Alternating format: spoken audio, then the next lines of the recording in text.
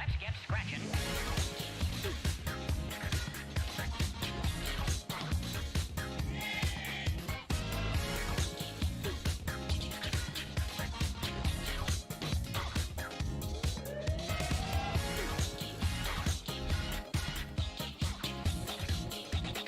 Let's look at the funk.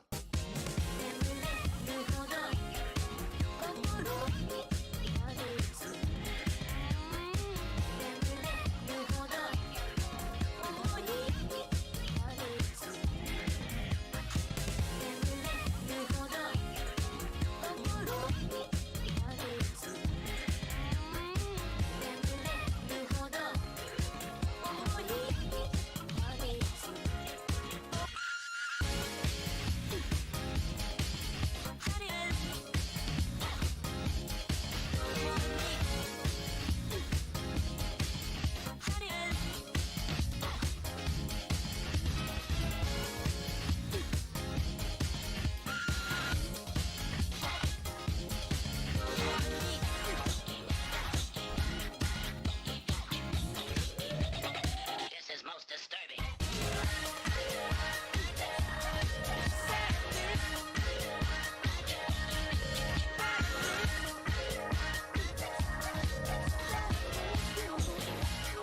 Let's look at the funk.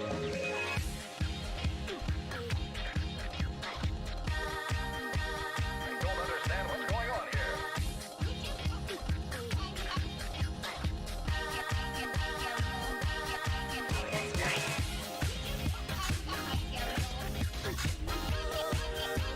Don't understand what's going on here.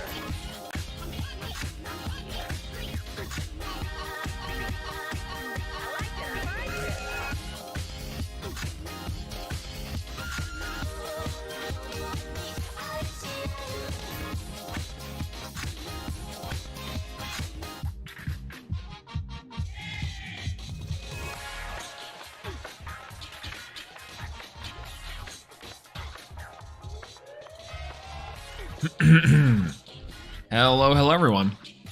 Test 1 2, test 1 2. Hello. What's going on?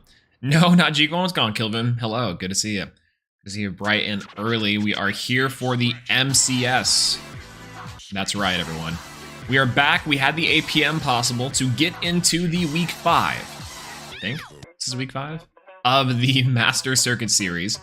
You know, a couple nights ago we were playing on stream and I was deciding whether I wanted to play Rika or I wanted to play GOLEM. And unironically, I chose GOLEM. Now, I'm gonna explain my choices here in a minute. But the biggest thing is thank you everyone for coming by and for hanging out with us today. It's gonna be a long day, hopefully. Hopefully we can make it past the first 3 rounds. This build is interesting.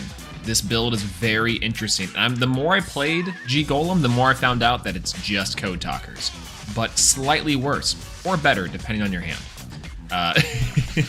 So in that way, worse. It's not the best Cyberse deck out there. Of course, this still goes to MathMech, but the rest are still playing. It's going Hector. Hello. Good morning. Hello. Bright and early. So we got our coffee ready.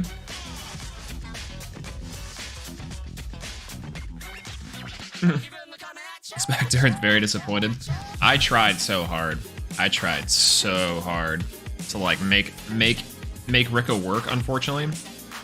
But we got our coffee, got our breakfast, got our stuff throughout the day. So we're gonna be here until at least noon. Looks like pairings are going to be going up sometime here in a minute. So they have the room settings. Makes sense.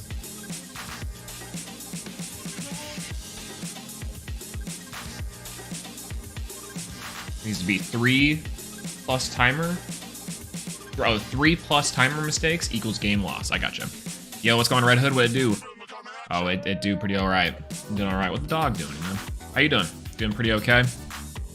We are waiting patiently for our first game of the tournament. So, big chillin' here for just a little bit. We can go and switch over to Master Duel, though. I feel like I can go over the deck choice real quick and tell you guys why I decided to go for a GOLEM. This is not a debate either. I did actually submit my deck list to the MCS staff with GOLEM. It's really funny. But I decided to do it. I decided to do it. Dog was about to take a nap. Aw, cute. But I may play some Match myself. Yeah, it sounds good. Yeah, the honestly, after seeing the thing yesterday, I was super down. All right, this is the deck. I renamed it G-Unit. I got a little bit of dog in them is the subtitle. This is the deck that we're going to be running on today's MCS. Now, you might be looking at this, thinking to yourself, well, Swolelax, this is a little bit jank, and you'd be 110% correct. It is 5,000,000% jank. We're going to try otherwise to play Rika. And I thought Rika would be kind of fun, but I decided that I was going to go ahead and go for the Mathmex, or go for the Cybers archetype. Because there's one key card that this deck is really missing, and it's the Sylvan Link 2 monster that like apparently adds a ton of versatility and really does make the deck like 10 million times more explosive. I've been trying out this build of Rika, and it seems pretty good. It seems pretty good, but still, every single game that I play against, either going first or going second, it seems like we're really struggling going second with this build. So instead, I tried to opt for a deck that I think could go blind second. That's going to be the strategy today, is this Math Mech adjacent Cybers Link Code Talker deck that's blind going second. And that's the idea.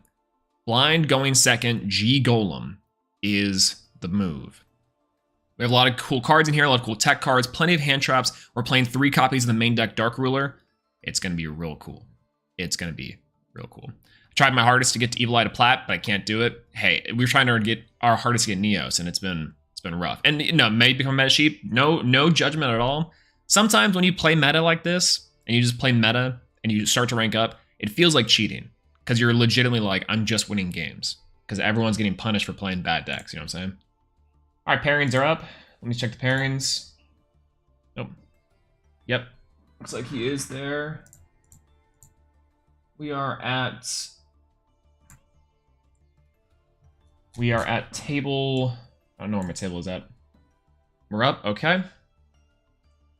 Sounds good. We're with someone. We have a pairing. We go ahead and set up a duel room, and we'll be all right. All right, we'll create a room. Max occupancy at maximum. Timer long. Off, and create room. Room details, copy room ID. Sounds good. Boop, boop. All right, we sent out the thing. Let's change our deck from the last deck that we were playing last time to the new deck that we're playing today. And that's G-Unit. Yo, what's going on, new banner? Oh no, I'm saying. We were gonna play Rika, but I decided on the last minute with our coin toss luck, that we were going to be in for a wild ride. Oh, I practiced a ton of combos, and I decided what we're gonna do. So we're gonna go ahead and jump in to begin duel. Anti-cheating mode, engaged, and off we go to the first round. We are blinding second. That's right. That's the move right now. We are going to be blinding second.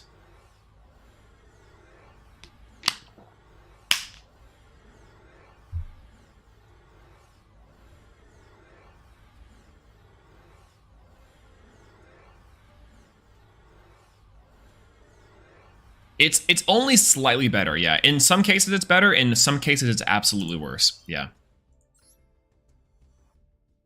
Okay, a little bit weird.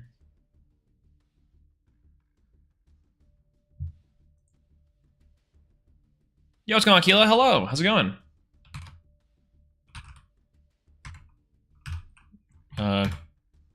Hey, still there? I'm trying to do that again.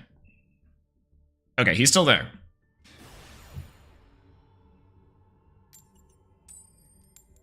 It's fine. We wanted to go second anyways.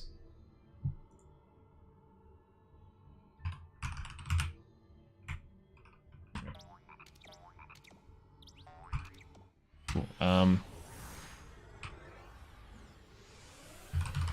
Whoa, okay, we have a weird issue, but I guess that's fine.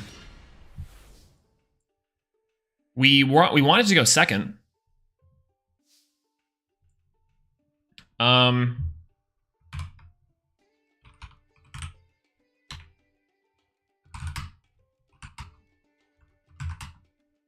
Okay, well, I guess we're just going to play this out. We chose to go second in the first time, but I guess that's fine.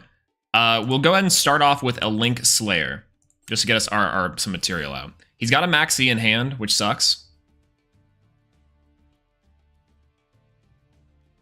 But again, we wanted to go second with his hand, and our opponent made us go first, even though in the first time we won the coin toss, we opted for him to go second.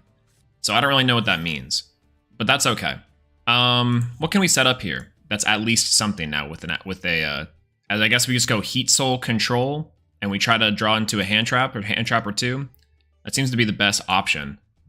They're all gonna be Earth there, so we can go into Sigma, Special Sigma, Normal Diameter. Pray that it's Runic. I don't know. How would we handle this? I don't think we should. I don't think it really matters all too much, but I don't know. I don't know. All right, I'll go ahead and get an old G Hammer working here. I'll discard the Sigma. We will go ahead and normal the G Golem Rock Hammer. This sounds pretty good. We can go ahead and summon out. We're gonna give him 2 draws. We were head above the extra deck, like over this way. It's for our hand. So we block our opponent from seeing our hand. Which I don't know. I feel kind of weird about this, guys. I'm not gonna lie to you. It has nothing to do with the actual play. It's more or less just to do with the with everything else. 1, 2. We can give him 2 draws and then in the main phase go for something else. Is G Golem good? It's interesting. It's interesting. It's got some plays.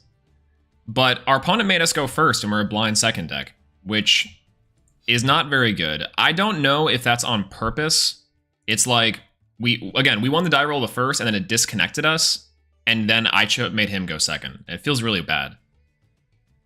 But that seems fine. All right, we're just gonna give him 2 cards and then bop. Yeah, it's weird. It's super weird. 6 cards, we give him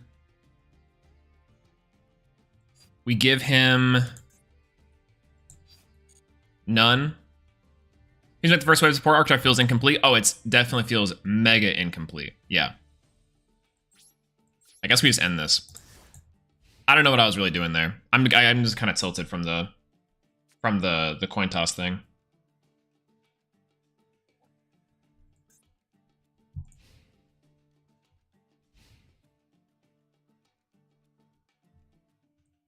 You know what's going on, Sean? We're streaming. We are streaming. We're streaming the MCS currently.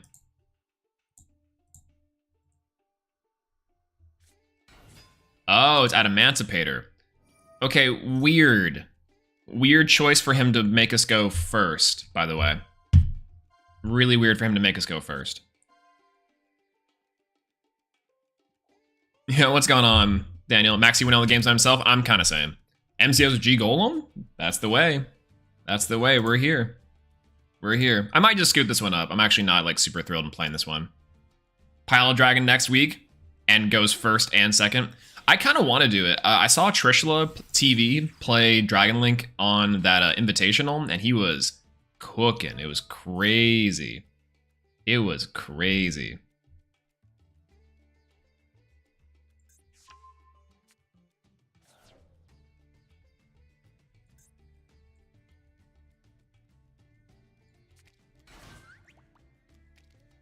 It was crazy.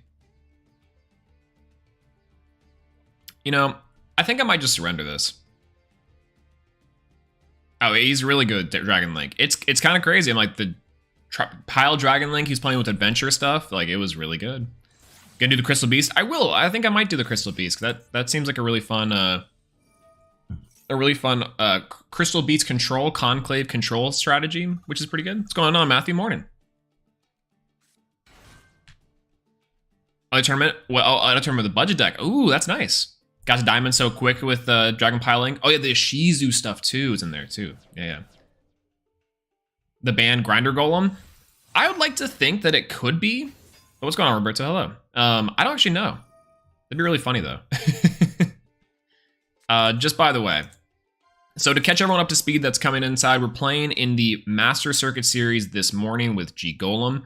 I chose to go for a blind going second strategy. We won the first coin toss. Our opponent disconnected and made us go first after he won the coin toss. So it feels really bad. What's going on, Akino? Hello. It's good to see you. It's good to see you. How's it going? Hello. Can schedule start at 1 a.m. my time? Oof. That's rough. Self dear. Making changes to the deck. I made a lot of changes to the deck. I made a lot of changes to the deck, actually. And I was going to make some last-minute changes even before the deck list was due. But because I was playtesting last night, and I lost to a very specific scenario with Sprite Runic. And I thought about adding an extra, like, encode talker shenanigans. And I ended up not. So, you know. Oh, he's playing Ancient Fairy Dragon. That's funny. Adamant's pair with Ancient Fairy Dragon. It's interesting. This combo's gonna take at least 3 hours. Yeah, we're gonna be chilling here for a bit. I'm just gonna milk as much content out of this as possible. Let's see. We'll add the Subway Surfers. You know, all this stuff out of it. Oh, okay. Crystal Heart is really good. Is really good. Yeah. Oh yeah, Hopper Wave. Hello. By the way, hello. What's going on? Good to see you. Anyways, we are losing. That's fine. Nightmare Unicorns A-okay. Yeah, G-Golem Crystal Heart's really good. It's like, it's really funny. The strangest interaction you can have is actually you can get transcode Talker on the line, and it's pretty great. How does Adamant Spirit work? I never played it. They are this rock archetype that can excavate and look for other rocks inside of their deck and special summon them. It was amazing. Usually set up with Signet Conflict. I thought about doing Signet Conflict control and doing something like Heat Soul control or other transcode Talker with like co-linked like a Firewall Dragon, and seems pretty easy, right? But the thing I was running across is that oftentimes our hands aren't necessarily good enough to go first and set up like an insane board through interruption, but it is good enough to go second through most interruptions. So I decided to try to go blind second. Now, I'm just going to reiterate this because, again, I don't know what to do here, and it feels a little bit scummy. But we won the die roll. We chose to go second. Our opponent disconnected. They won the die roll, and then they chose me to go first. And I think that feels bad. But that's okay. I'm not going to worry too much about it because I'm like, it's fine. Ain't no big deal. First round. So, let's go over the deck then while we're here. We can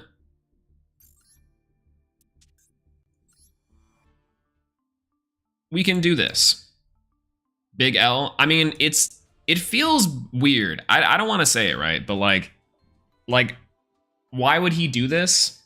And it's not like, oh, well, you know, yeah, Rika would have won. Rika would have had an insane, well, through Maxi. That's also the problem.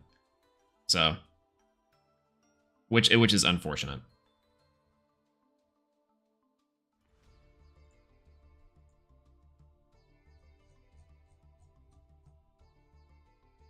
Yeah, that's true. Maybe you can report it if it happens again. I think if it happens again, I'm gonna report it. I might just reach out to the staff and be like, hey, this happened. I don't know what to do with it, but just to let you know, I don't think it's that big a deal, but you know, Jalvi out. True. All right, so we're currently 0-1, but that's perfectly fine. Yeah, you said I had nothing. Stop Maxi. Yeah, completely. Like, I mean, I don't really have a backup plan for Max Seed oftentimes, because even if we get Max Seed going second, we're going to OTK as much as possible. So here's the deck. Just a little bit of dog in them. Big old G unit. So this is our blind going second Golem deck. It focuses mainly trying to get out like Axis Code Talker OTKs or set up Mechanite Crusader Avermax, which a lot of decks don't really have outs to. We can play around targeting quite a good bit, something that's really good against Runic and Runic Sprite specifically because of Transcode Talker and how it can co-link, which is crazy. So on top of this too, we're main decking 3 copies of Dark Ruler No More because our deck doesn't really super care about like one punching, but we can typically break apart a board and decrease our opponent's value just enough to where we can win with just Dark Ruler plus like cards in itself. Mathmax Circular is in here as our Cybers Extender and our starter, one of the best cards in the deck. Of course, with the G Golem cards, Rockhammer, this card is incredible. I cannot imagine if this card was a level 4. Then we also have G Golem Pebble Dog, which is surprisingly good. This is a 1-card Axis Code Talker, really good extenders. And then, of course, in the extra deck, we're playing cards like G Golem Invalid Dolmen and G Golem Stubborn Menhir and G Golem Crystal Heart. This is actually unironically a pretty solid card. Particularly because we have things like Transcode Talker, which is an Earth Cyberus monster in the graveyard, which this card can target and summon. So in theory, if we haven't activated Transcode Talker's effect on the turn, we can summon it back with Crystal Heart, it's co-linked, and we can activate Transcode Talker's effect. So, has some pretty good synergy. Transcode Talker can also bring back stuff like G Golem Stubborn Menhir and activate its effect from the graveyard to special summon a Earth monster from our graveyard. We are playing a good smattering of the Code Talker cards, so Micro Coder. We also have Code Generator, Earth Cyberus, one of the most useful ones. I added in Code Radiator because it makes our opponent's monster 0 and negates effects, so it can be pretty useful to either out Stubborn Negations if they're holding it, or it also can help us OTK, which is very, very helpful. I thought about playing Code Exporter. Code Exporter is one of the cards that I was thinking about last night. Over something like Crossout, but again, we lose almost exclusively to Max C, so we're going to be there. In addition to that, we were playing Gotchi Agnister, which is the flex spot. The idea in the scenario that came up was that I had 4-Mud Skipper on the board, along with our Mathmax Circular, and I decided to hard make G Golem Crystal Heart and then search the Gotchi Agnister. Now, this was the problem in the losing play. Our opponent had already used a card to destroy Transcode Talker before activating its effect. So, if you follow me on this one, I made G Golem Crystal Heart with intention to bring this back, with intention to bring this back onto the field, which is pretty solid. Now, the only problem here was that he had the negation left, and Gotchi Agnister had to target the monster to negate its effects, but it's already negated. So what I should have done instead, in theory, was Code Exporter. But then I thought to myself, no, I could have won that game pretty easily. All I need to do was link 1 4-Mud Skipper for Lingaribo, activate the effect to get Gachiri, and then I target Lingaribo with its effects for Gachiri Agnister and summon it.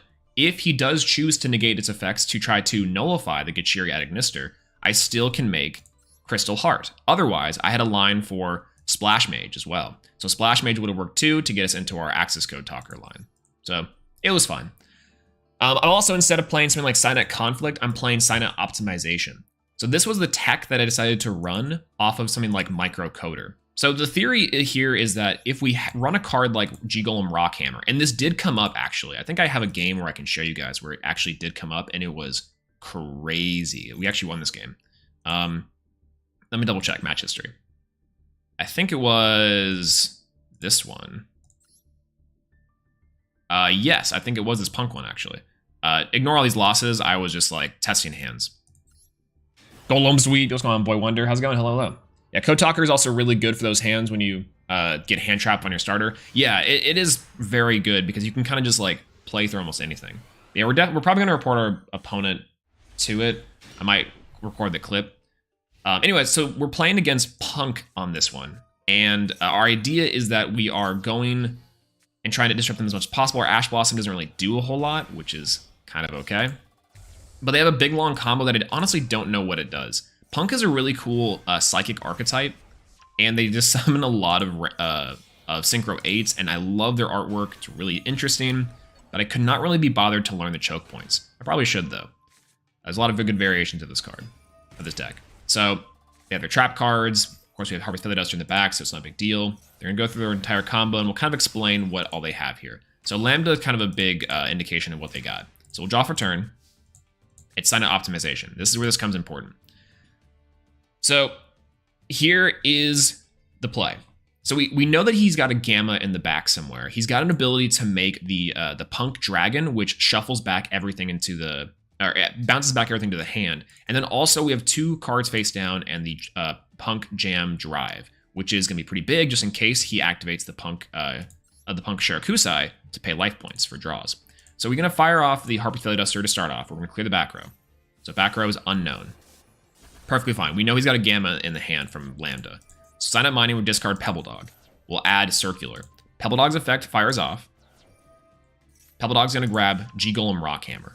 We're going to grab Circular. Circular effect sends Sigma. Circular effect. Go Sigma. Sigma to special summon itself. Circular effect to grab. He's going to Gamma this. Perfectly okay. We don't really need this. Which is, it's going to be fine. Boom and boom. Perfect. All right. That's good. We're sitting here for a second. We're thinking we're going to go for Pebble Dog. Pebble Dog's really great. He's going to activate the effect of Shirakusai, which is going to summon out his other interruption. This guy, the Amazing Dragon, bounces back stuff from our to our hand. Shirakusai clears our entire board, banishes our Mathmech Sigma, and now we're just left with G-Golems, 2 dogs, and a Sign Up Optimization. And here's where we go for the kill. G-Golem effect, discard Pebble Dog, Sign Up Optimization for the extra normal summon. This is the idea. Extra normal summon, and now we have our entire line open to us. We go ahead and fast forward this. We summon our 3 tokens. We go for Stubborn Mirror. We go for Crystal Heart. Crystal Heart, bring back her boy. Gonna bring back the Pebble Dog. Pebble Dog, go for Splash Mage. Splash Mage effect, get back Circular. Go for 2. Go for Update Jammer, and our opponent can see the line right here. Easy peasy, go for Transcode Talker. Once again. Beautiful. Access Code Talker on board.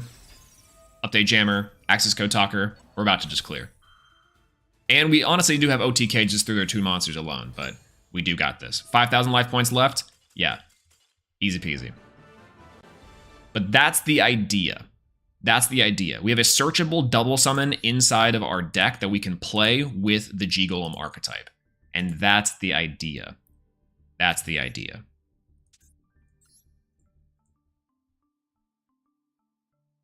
So, actually insane. So I've decided to play this over something like Silent Conflict because also we're going second. It's just a little more gas.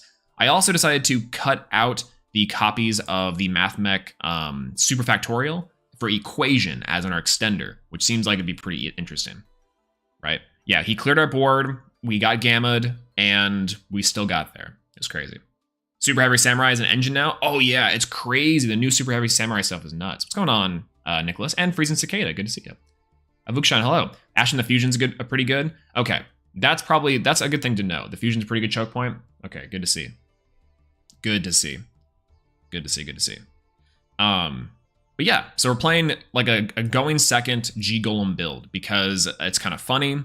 I think it's kind of fun. And worst case scenario, we're just playing bad Code Talkers. Best case scenario, we get cards like a G-Golem Invalid Dolmen, which makes our monsters, makes our co-linked monsters towers. We can OTK with Axis Code Talker pretty much every single time, and just adds a little more gas to our engine. So, you know, there's that. Interesting.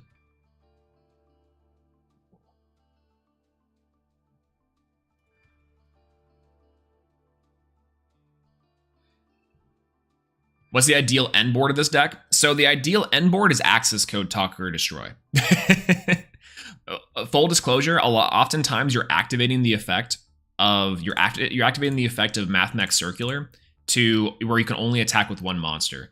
So while you can only attack with Axis Code Talker, and usually that'll end the game with an OTK, you can usually end on stuff like Axis Code Talker, Firewall Dragon for a bounce. You can end on draws with a bunch of hand traps.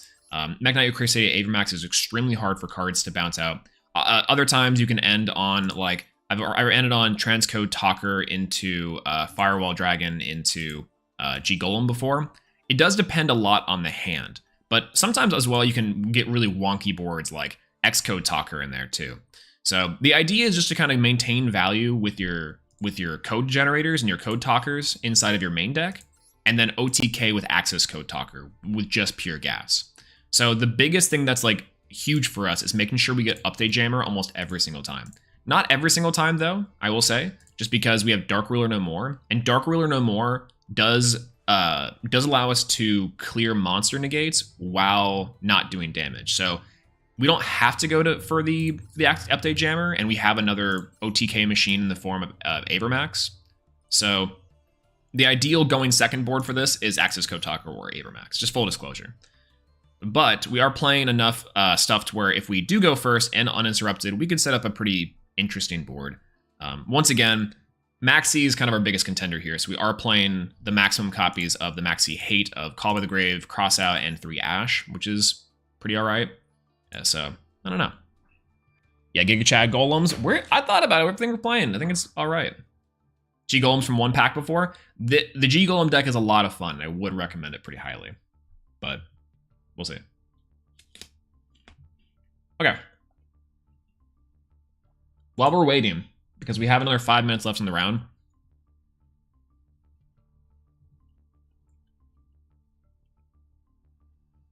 Let's do it.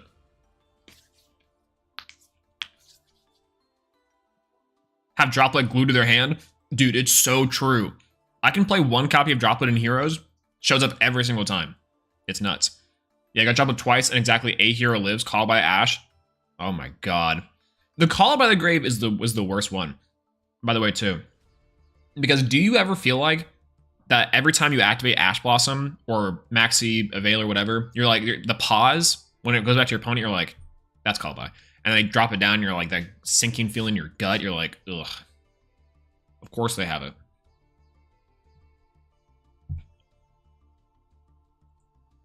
All right. You know, I kind of want to go back and watch that moment real quick. Hold on. Let me just see if I'm seeing that correctly. Let me just see if I'm seeing that correctly. I'm pretty sure I am. Okay.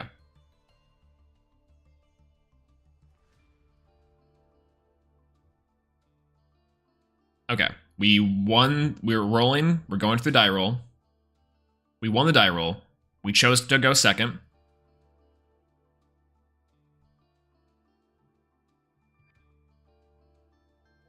We chose to go second. It disconnected us.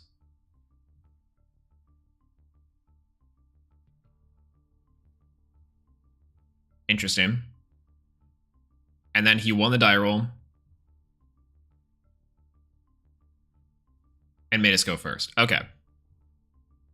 I'm not quite sure what to do about that.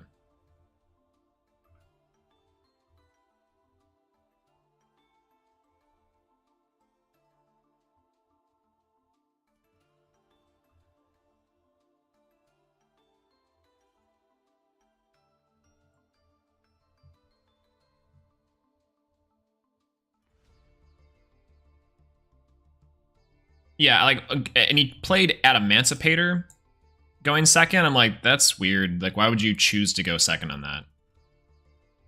So, I'm kind of with it.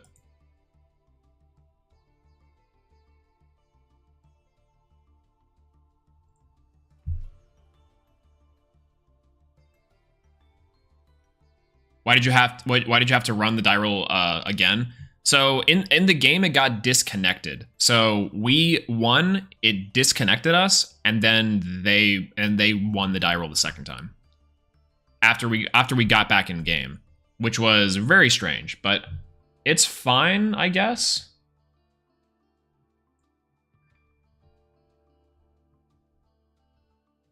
Isn't that kind of unfair? Yeah, you're telling me.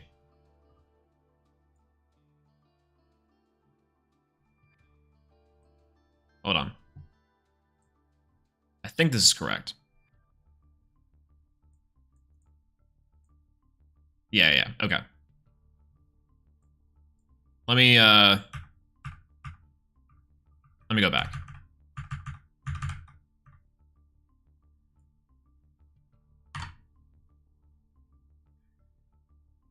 let me do a thing. Let me make sure that we are in there. Okay. And make sure I got this correct. So in the game, we transition over. We flip, we win the die roll. We choose to go second. We wait.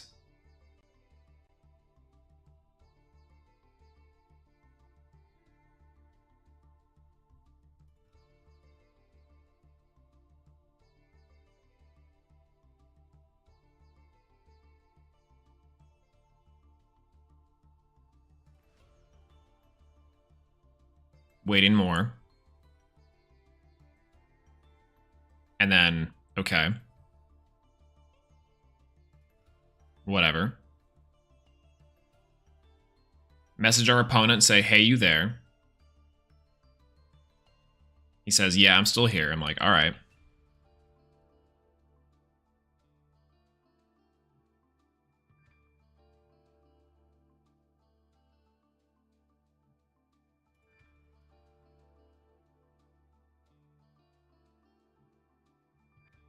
We lose the die roll.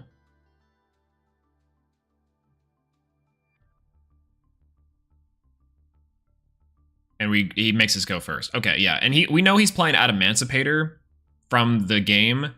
So it does make this a little sus. I guess. That's whatever. It's the first game. I don't feel too torn up about it. Like going into with a record of down 1 is very doable. But it does feel very bad. But I guess that's there. Yeah, had information on his strategy. Yeah, I guess, right? That seems whack. It's fine. It's fine. Here, I'll note that. I'll talk about it. We'll go back. Okay, so I have a clip of it. I'm gonna send it privately just so they have it on their radar.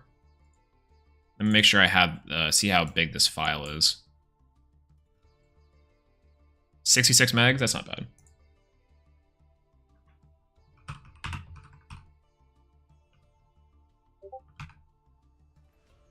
Keep on getting notifications from other discords. It's funny. All right, back to the MCS. What? Ooh, excuse me.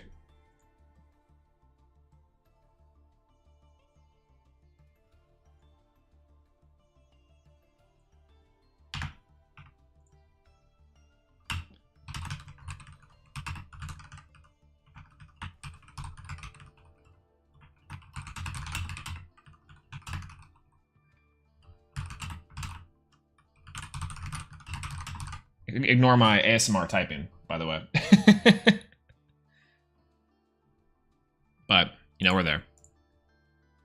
Yo, what's going on, Double Duck? Hello. Actually, impossible to find Metroid Prime Remaster for $40. Is it? Are people scalping it? Are people scalping Remastered? I haven't gotten my physical copy yet. I want to get my physical copy, but if I have to get the digital, that's fine too. All right.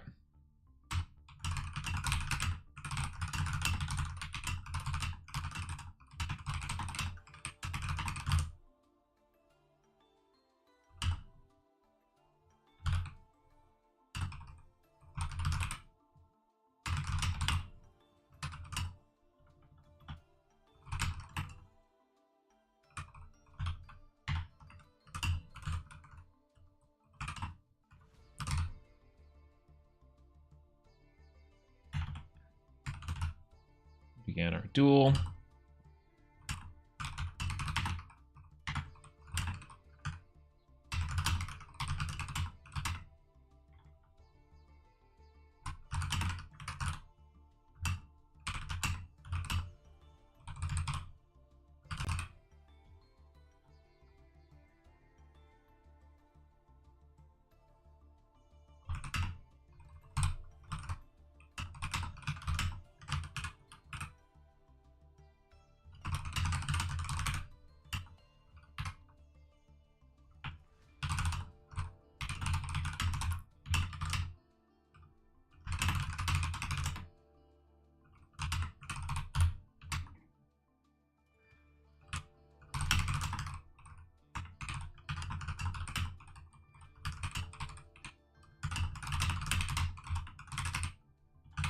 first.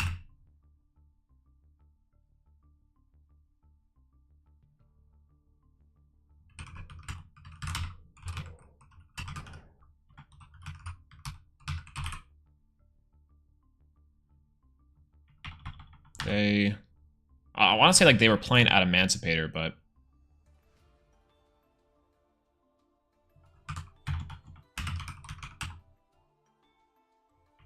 go first. They were, well, coin toss. My opponent opted for me to go first. Not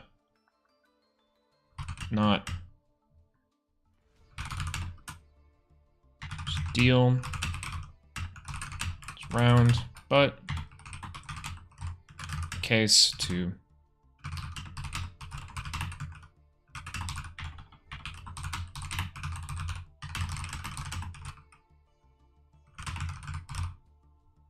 again and add the clip. Ha!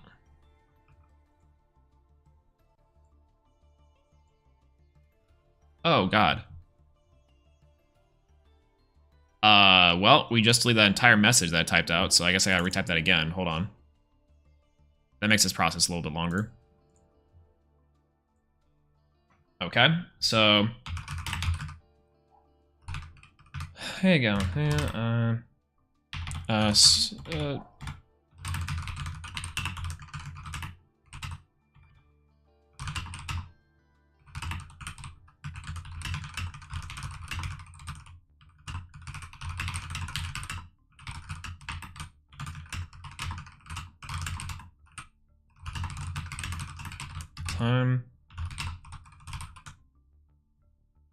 time,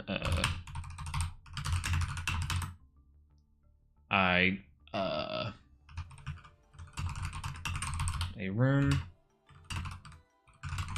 the duel,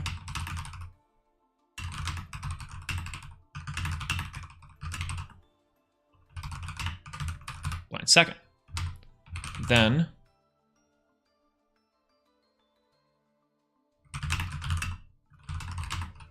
load in.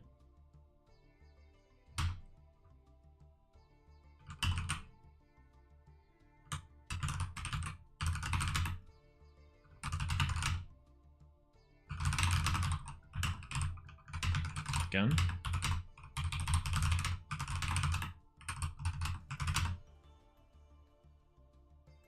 And go first. Made me go first. Go first.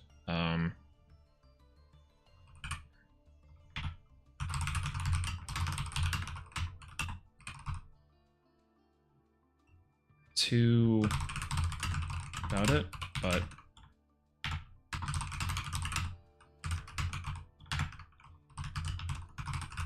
found it odd. Round, it's not that big of a deal, but just heads up, just in case.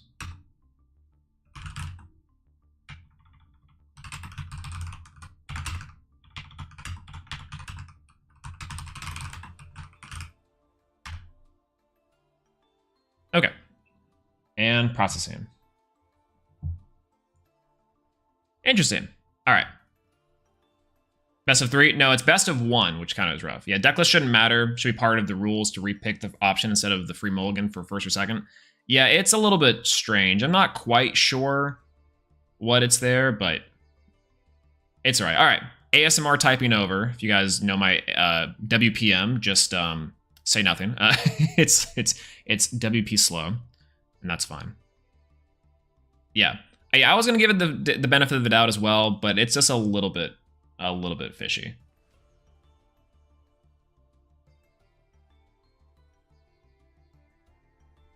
All right, this will keep an eye out for it.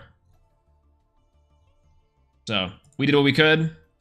On to the second round. We're just gonna drink some coffee and chill out. My stream's still playing in the back. That's probably why I'm like, why am I getting some frame drop? What's going on, Depressed Corn? We get cheated? I don't know if I'd call it. I don't think so. No, and again, I don't know what they were seeing on their side, so maybe it didn't even go as far as the dice roll for them. But we loaded into the game. We won the dice roll. We opted to go second, and because we're blinding second today. And then after that, we are going to. After that, we got DC'd, or the game didn't load in, essentially. I don't know if it was my opponent. I don't know if it's the game. Don't know if it's me. Just saying that. And then they opted for us to go first after they won the dice roll. And they're playing Animancipator, which is not a deck historically that wants to go second. So very strange and completely okay. But, you know, we sent it to the judges. That way they have it on their radar. So they know the situation. They're good. But easy peasy.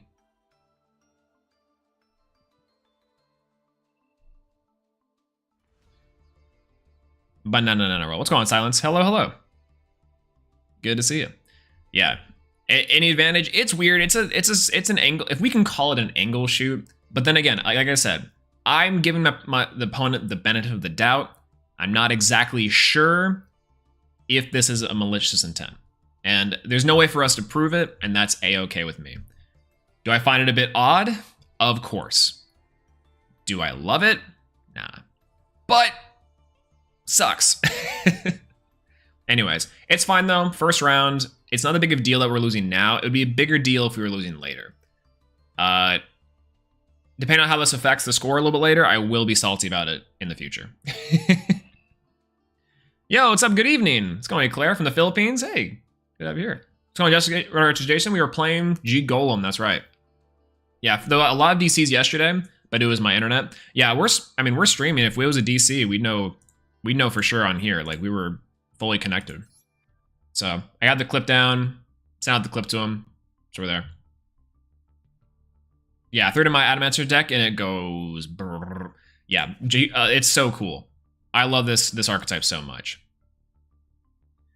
We missed out on top 16 last time because we lost early, but to be fair, we also win. Yeah, that's exactly true. So it is pretty detrimental now. I'm going to think about it, but it's okay. We can lose the first round and just win the rest out, and we'll be fine. We'll be fine.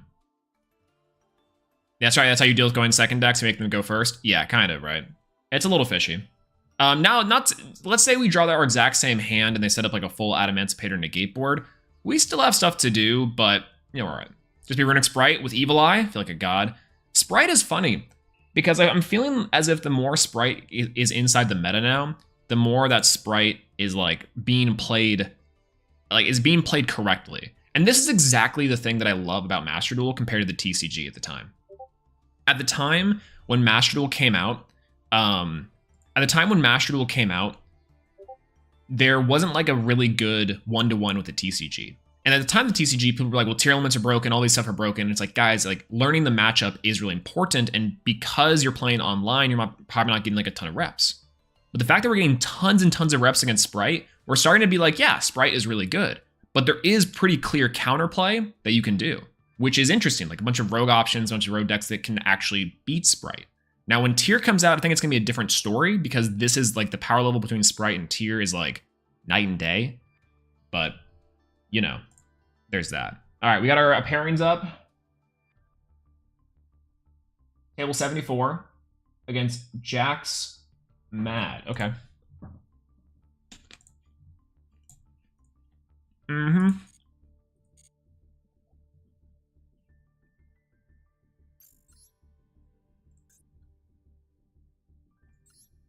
What tier is G-Golem? Bottom tier. Bottom tier, for sure. Mm-hmm. Bottom tier, for sure.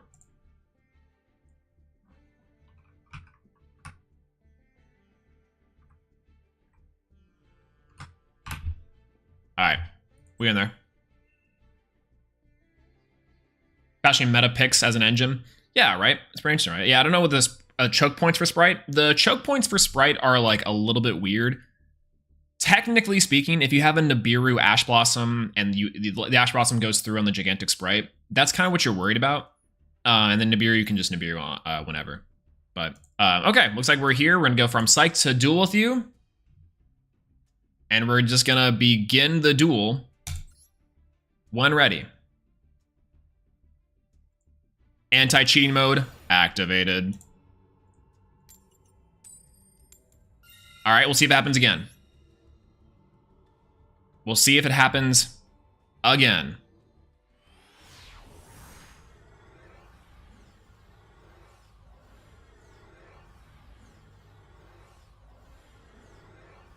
This is weird. Is it us?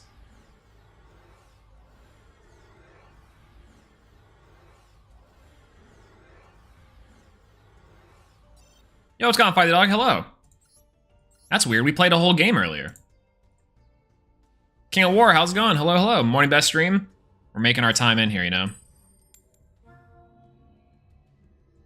That's weird. Okay, he made us go second. Thank you, thank you. Big preach. Watch it go first, though. What's going on?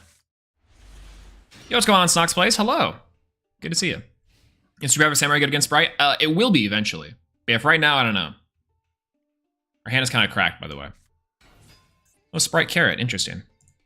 Oh, hey, we're against Planet Sprite, by the way.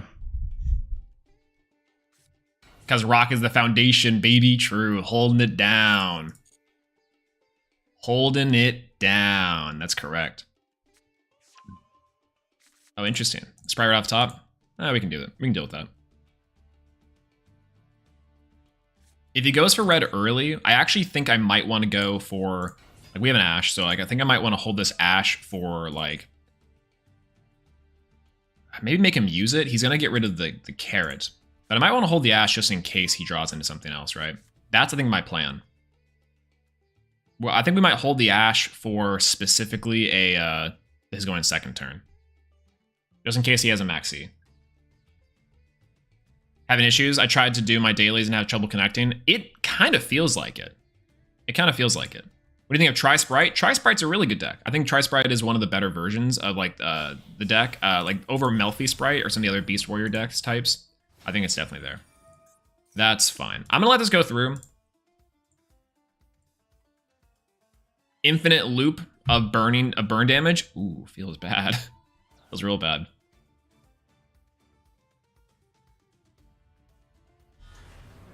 Uh-oh. Uh-oh for him. Oh, he doesn't know. Yada yada does it. Baka. He doesn't know. Chat, he doesn't know. He doesn't know. He doesn't know. Free material. Free material. Let's go. Free material. Let's go. Let's go. And by the way, this is kind of the sick. This is an interaction I didn't actually account for. Is that we literally get free stuff. Awesome. G-Golem seems fun. It's a lot of fun. I like it a lot. We can pretty much clear most boards half the time. And our biggest things are just back row. About to prank him? Bro, it's just a prank, bro. He just sent us over Nightmare Cup to Italy for free. Look at this extra deck. Nothing but Cybers monsters. And literally an Ibly lock. Lingeribo. It don't matter, bro. It's fine. That's sick. Nightmare Corruptor Ibly is a really cool card. I think back in the day, this card was absolutely busted in with the Orcus cards out. But yeah. And that's right. It's like, thank you so much for the cute anime girl. Big preach. I've Masquerena. Huge. That's Smashers in the back. That's Call by or Imperm in the back. All right. 3, 2, 1. Ooh, Equation's not bad here. I mean, we can kind of do stuff with Equation, but let's just go ahead and fire this off.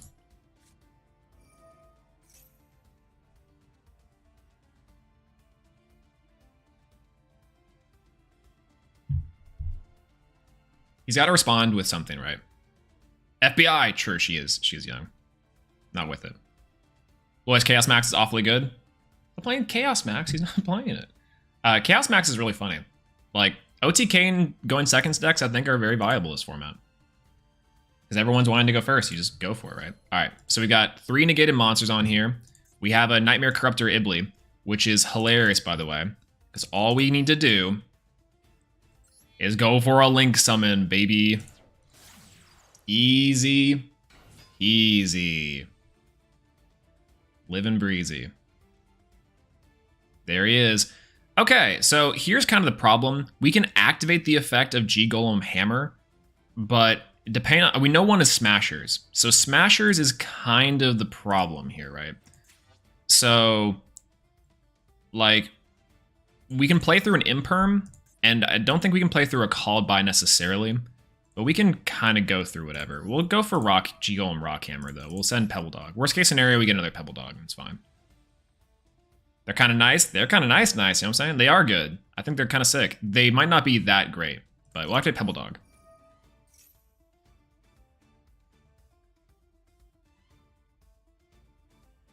This is kind of the unfortunate part. We'll add Pebble Dog.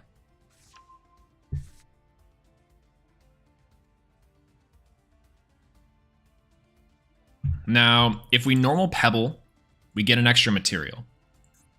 And then we can go into pretty much our full line here. Otherwise, we can summon G-Golem Rockhammer and pray that that's not a Called By or an Imperm. Imperm, Called By, and the Sprite Smashers is kind of a problem, so I guess we're just going to go for Pebble Dog. Pebble Dog effect, we're going to normal summon Pebble Dog. Go for Pebble Dog. This is fine. Wow, interesting. Go for P-Boy. I guess no Sprite Smashers, which is interesting. Now we're kind of in a pickle. Now we're actually in a pickle. Kind of, but not really. We can just go for Splash Mage. Sounds like the best course of action. This Stubborn, yeah, gets kind of dicey. So what we can instead do is go for... You can try it.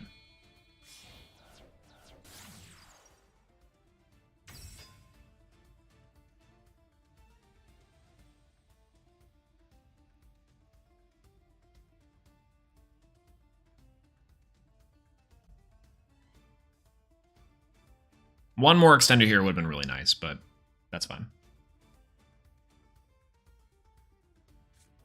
There's Smashers. Yep. Interesting.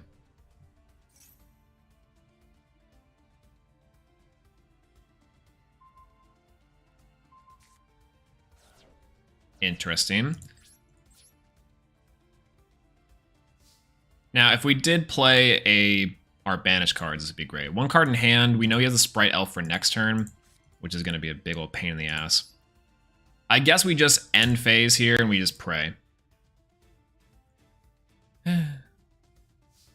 Yeah, why doesn't Isolde allow to be a 2 material for a Link summon? Other cards, I don't understand. No, it does. You can. You have to click it first, though, and then it'll allow it inside of Master Duel.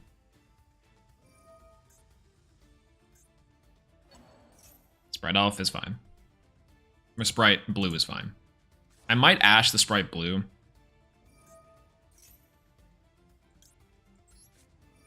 Let's see what this last card was.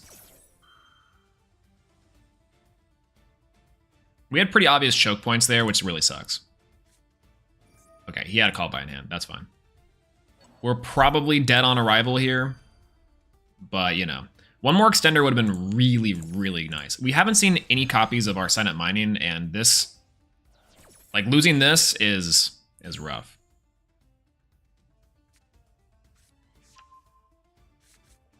Smasher's going first is a weird option, by the way. Maybe because we're going second, he's like, okay... So he's playing board breakers, which makes a lot of sense.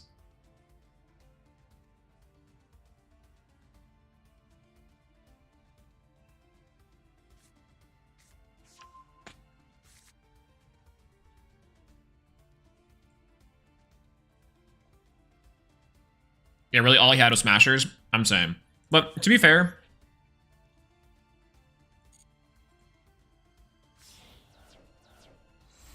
But here's the funny part. Our line for G-Golem Rockhammer as our normal summon versus Pebble Dog was not that much better. Pebble Dog at least gets us some more material and we can play around like an Imperm per se. But we don't play around Smashers. Imperm Smashers, Imperm Call By, we don't really play around. And G-Golem Rockhammer, normal summoning that, just kind of loses us, which sucks. And I hate that that's the occurrence. Because while I would say that this mathematical equation is very welcome, it's really only welcome if we were drawing into our extenders. So the 2 Ash Blossoms and the what was kind of a big misplay on our part. Yo, what's going on, Stray? Hello. Ugg sprites. Yeah, snow sprites, I think sprites are fine. They're sick. They're really, really sick. But yeah, we're in dire straits. Then I'm part of the world. I am in America. I'm in America. Specifically Texas. And from there you can probably surmise where I'm at in there. But, you know, ETC. I probably should stream in a white void. That way I can be like, you will never know where I'm at. Oh, ha, ha, ha, ha.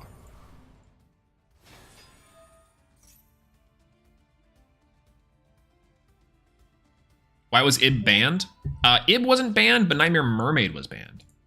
Yeah, Nightmare Mermaid was banned.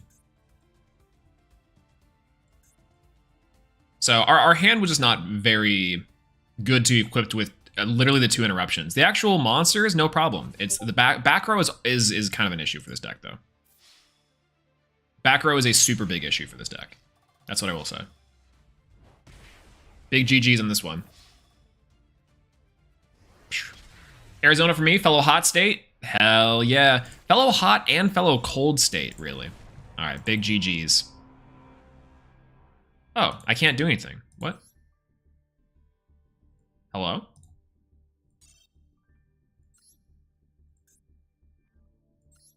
Weird. Jack's mad. Thank you for the duel if you're watching this later or if you're here now. I can't necessarily do anything with this. I don't know why. There are some weird things going on with this duel. Anyways, yeah, our line there was not great. But that's A-okay. Let's switch back over. Wow.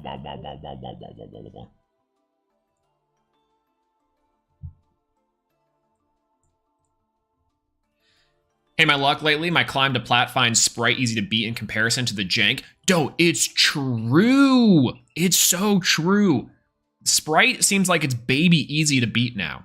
Because again, my theory that we keep on playing it and getting quality reps against Sprite decks and knowing the choke points, knowing what to play around, how to play around it.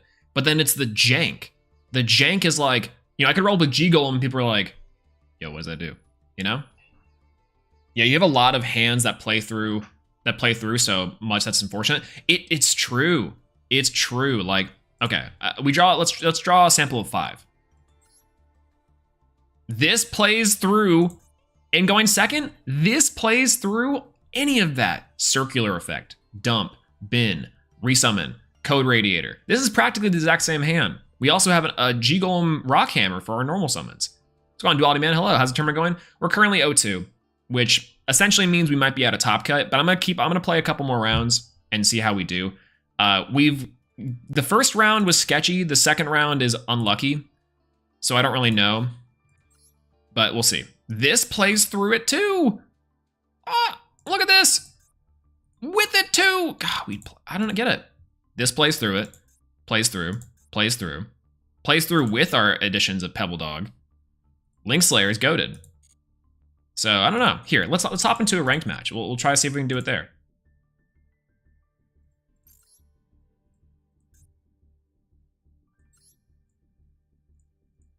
So I don't know. Yeah, 40% of the games I won using Ritual Beast from people not wanting to read my cards. True, it does. Like, people just don't want to read it. It's crazy. Meme decks against Sprite. Yeah, exactly right. Yeah, assume Evenly was considered. Yes, yeah, Evenly was pretty hyper considered. My only thing with Evenly is that I draw hands that had like Dark Ruler Evenly was like insane.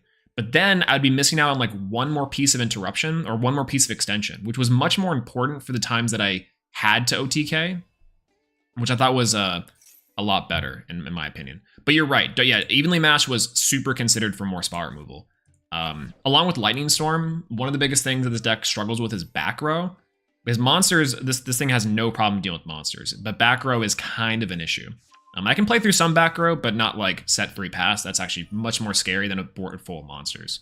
Set 3 pass with like a hand trap is like much more scary to me. More trouble being Exo Sister than Sprite? I think so. Exo Sister has a bunch of more weird interactions too. That's right, hero and ranked would it go? That's what I'm saying. That's what I'm saying.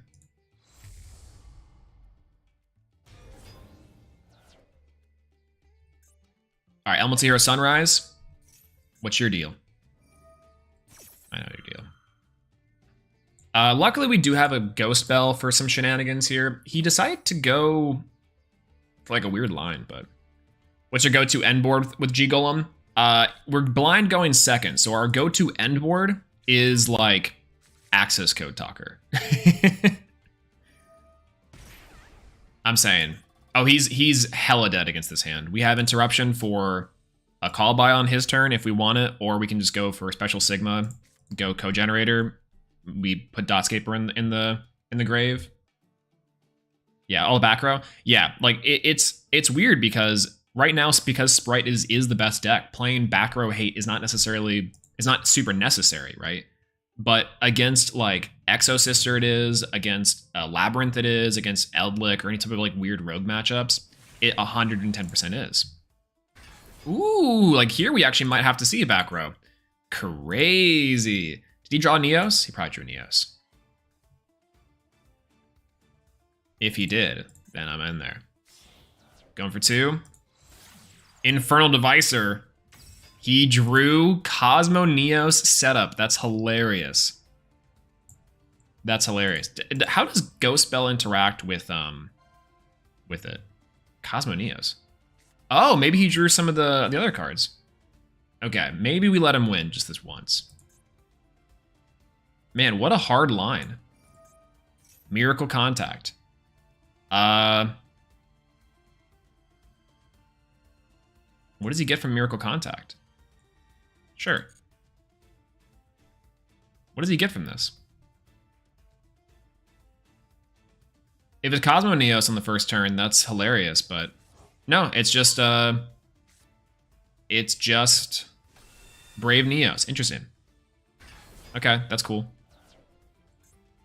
He discarded his Rainbow Dragon. He also doesn't have a Neos in graveyard for anything crazy unless he drew another Neos. Cody Radiator is bonkers here. Okay. Yeah, I know. That's what I'm saying. We would be end up playing against it. That's what I'm saying. Okay. Well, Sigma?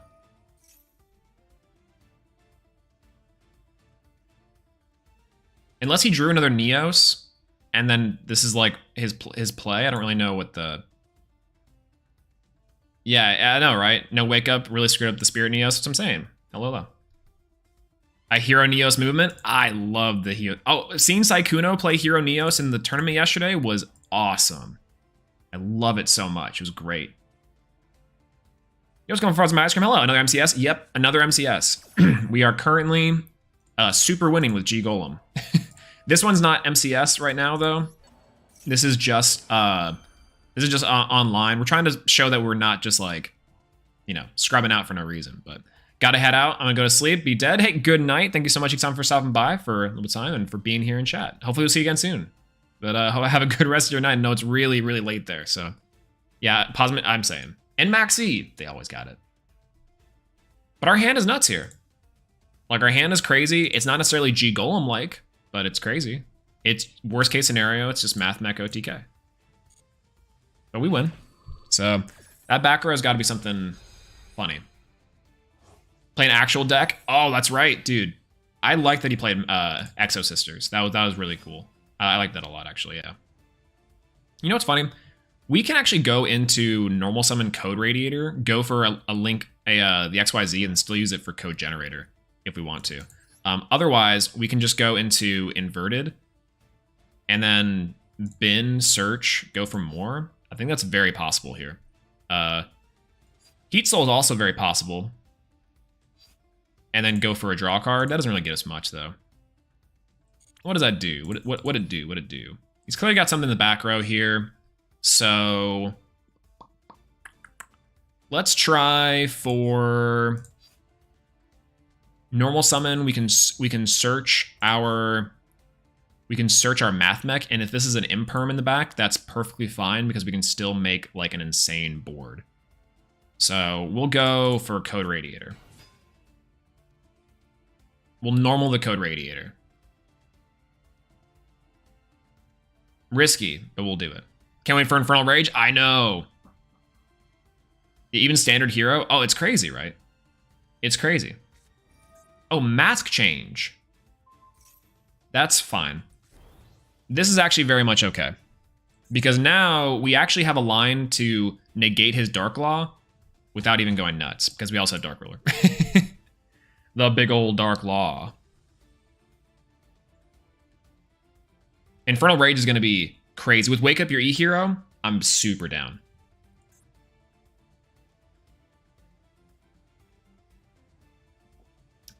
Super down. I'm glad we didn't use this Code Radiator yet, or this Dark Ruler. That's fine.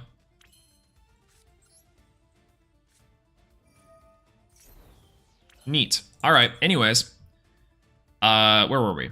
We can go into a Splash Mage Access Code Talker line that also works here too. Already breaking the Dark Law. That's what I'm saying. No, they can't out Avermax. Well, I don't think there is any targeting non-destruction in here, but that's okay. We're mainly just wanting that Sigma Engrave, but we'll add Circular. They can? Oh, okay. That's fine. Ain't no big. He's got something else. I don't really know. Oh, that maybe has the Dark Law effect. Did a hero also bottom tier list? Yeah, it's kind of rough. Skyscraper 3. I agree. I like Skyscraper 3 as an option. I guess we're just going to keep on trucking along and do what we need to do here. A double Splash Mage would be interesting. Alternatively, we have a line to go for something else. So I'm kind of down to go double Splash Mage. Yeah, DP doesn't target. Yeah, DP doesn't target, but I guess that's true. DP doesn't target. But then if it's removed from the field, it'd be bad. I guess we go for Circular, right? What you got for us? He's got a response in his hand. So I don't really know what this could be. I kind of want to do an inverted here. That way I can get a little more advantage.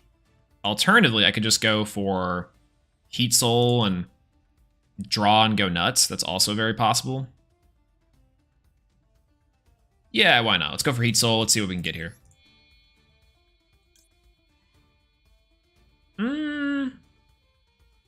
Yeah, I'll use the code generator now. Why not?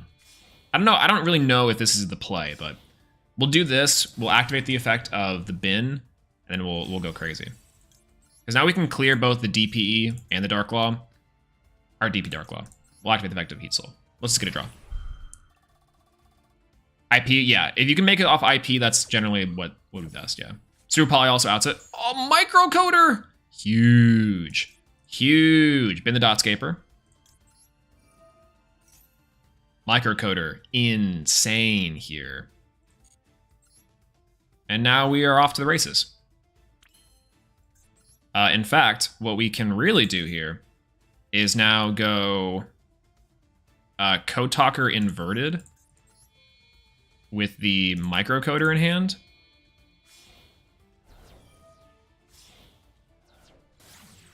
As a trader, hey, it be your own sometimes, I guess. With this. Again, I don't really know what he's not searching. We'll go sign up mining. We have all our code radiators now. That's all good to go. We haven't activated sign up mining for something specific. But we can do pretty much everything in our power now. This is the situation where I wish I had the 2 Earth monsters, which is there. But that's fine. I'm gonna go for sign up mining. Why not? But for my boy Neos, I know. I really wanted to. I'm like, why he set up for a Cosmo Neos line and he didn't really want to get it. Let's go for backup secretary. because we'll need that. That's just our big line. We'll go into a... What do we have in Grave? Nothing. We can go for Firewall Dragon here in a second. 3 for Transcode, bring back the Heat Soul. Yeah, that's not bad.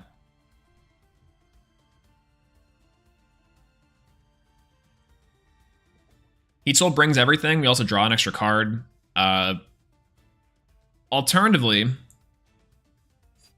we have Backup Secretary to go into a Firewall Dragon for an extra bounce. Alternatively, we can special summon it, go to IP Masquerena, make an Avermax, and then still OTK. I think that's not bad. I don't mind that. We can't OTK here actually, but you know, we'll still make plenty. So we can go for IP on these two.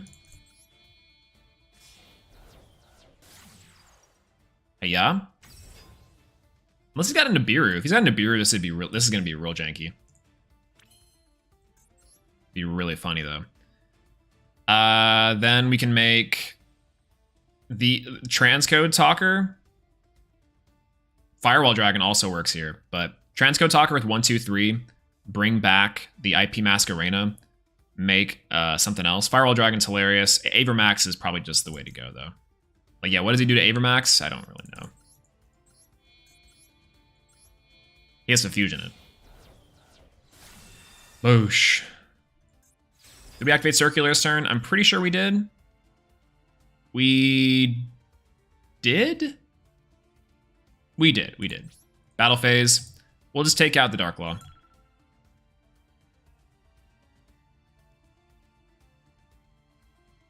Yeah, G-Golems is really weird, but it's very, very strange. Yeah, we went into regular ranked. Yeah, we're in regular ranked just to buy some time, because it's rough. Yeah, the deck as a whole was weird, right? If you're Spirit Modes or Kaijus, he's mentally insane. Like, why? Yeah, why would he do that? Oh, interesting. You know what's funny about this? This, unironically, does not work for him. That's what it was. Interesting. Interesting. Yeah, it revolves around making the cards towers is. Oh, perfect. Wow. Interruption. An Avermax. Yeah, how does he out this? Maybe he's got a Hero Lives. Never mind. He's like, I can only attack Avermax? There's no way. Did he not read? I just think that people don't know how that card works. Like, Avermax is kind of this weird one that will catch you off guard. Because unironically, what it will do is it'll be like, hey, any attack boosting stat doesn't actually work. You can't chain the effect of any attack booster before Avermax, because Avermax is during the at the end of the damage step, I believe. So you have to activate things before in the damage step. So you can't actually do that. And I only reason why I know this is because I tried to Avermax my own Avermax. I tried to Avermax and Avermax, and the other Avermax just got the attack boost of my Avermax and OTK'd me. So that's the only reason why I know that. It's also something to do with like turn priority. So as the turn player, you have priority in the damage step if you have something that you can activate. So yeah, they play Plasma. Plasma works. If they play Plasma, it can work. I've seen a lot of people like get rid of Plasma though. Yeah, normal summon Avian, Honest Neo's like, oh man, true. Where's my E-hack? Yeah, link spam with Access Code Talker. Yeah, it's just bad ways of getting to Access Code Talker and OTKing. Or Avermax OTKing. It's just Code Talker. It's just bad Code Talker.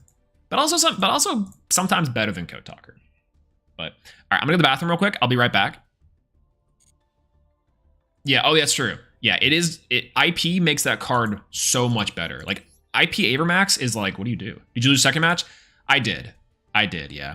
I did. Well, we couldn't, our hand wasn't great enough to play around both Smashers and whatever that other set card was, but Smashers was the only thing that he really had that we can play around. We had Dark Rill, we had all that. It's just rough. Bad? Blasphemy. True. D-Force is the trick. D-Force is crazy. But I think D-Force is kind of rough. Yeah, Underworld God. Maybe Underworld Goddess would have been a good tech option. But, all right, I'm gonna go to the bathroom real quick. I'll be right back. Gotta pee.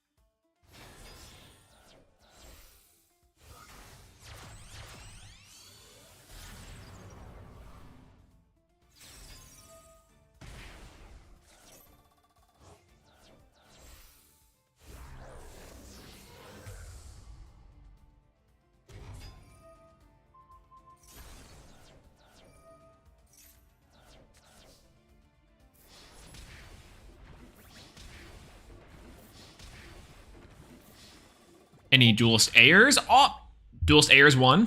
Nice. Good stuff. Good to see. How's it going, guys? I'm back. Keys! What's going on, Sean? How's it going? Hello, hello. Ooh, well, that was short. We have a couple minutes before we go into our next round. I guess I could eat my breakfast. I haven't really eaten my breakfast much here, but yeah. Since you run Avermax, think of using Denko Sekka, so Fire Prison combo with it, basically makes it so that you can only attack with the links with Avermax. They can only summon level 4 up. Ooh, that's crazy. Yeah, Spells and Traps in the back row is fine. Time Dragons are a very boring deck. Disagree. I disagree. Your hottest takes and Yu-Gi-Oh opinions, wrong. Okay, here's the funny part though. Here's the funny part. I don't think that your logic is wrong. Most going second decks are kind of boring, right? When you think about it, most going second decks are kind of boring because all they end to do is just like do one thing every single time and punch face. And Cyber Dragons inside of Master Duel typically are only trying to go, they're typically only trying to go for, like, we actually have a Cyber Dragon deck from like 10 years ago here. Where is it? It's here it is. Typically all Cyber Dragon decks are pretty much just trying to go for Predaplant, Verti, Anaconda after playing through boards, and then Chimera Tech Rampage Dragon. So I do understand what the thought process is here. I 100% think that that's kind of correct. My inherent heart says that the linear nature of this is fine because Cyber Dragons are just so, like, cool. They're so cool. They're a deck that plays almost like none other and can do it more consistently. Now, caveat, they do rely very heavily on Predaplant, Verti, Anaconda. This card dying inside of Minecraft and inside of the TCG was the absolute end of Cyber Dragon as a rogue option. This at least made it possible to go first and second with Cyber Dragons, and it still does. It still does in Master Duel, but TCG, completely gone. So, yeah, I think that, like, Newt is correct. Or, sorry. Hold on, let me... He's out of line, but he's correct. Yeah, that's the word for it. Hold on. This encapsulates my feelings on that, I would say. It is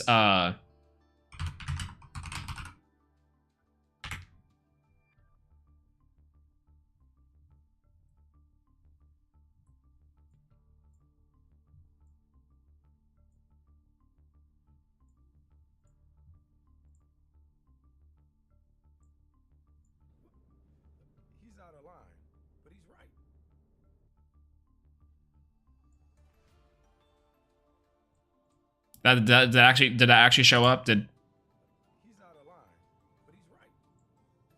I don't know if it actually played the audio. Sam Wilson there is just saying he's out of line, but he's right. That's it. We'll do it again. Hold on. He's out of line, but he's right. That's it. There we go. That's it. That's the line. I don't know why the audio is not streaming there. It's fine. But that's it. That's it. So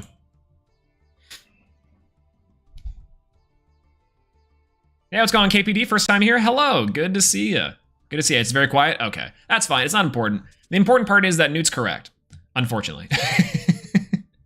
Yeah, going second decks are best. Dismantling your opponent's castle just to deck their glass, just to glass jaw is amazing. No, it's actually awesome.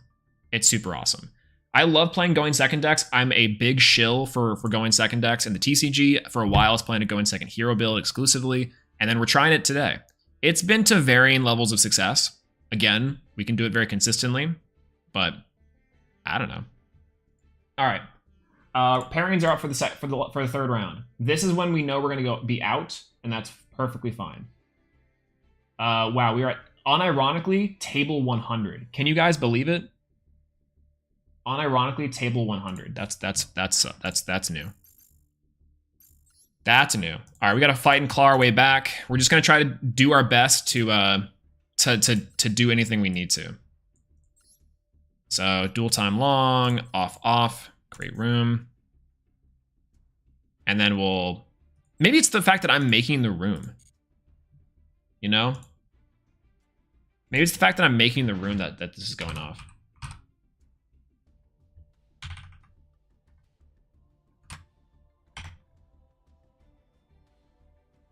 Maybe it's the fact that I'm making the room. That's like the reason why our like weird connection issues are going on.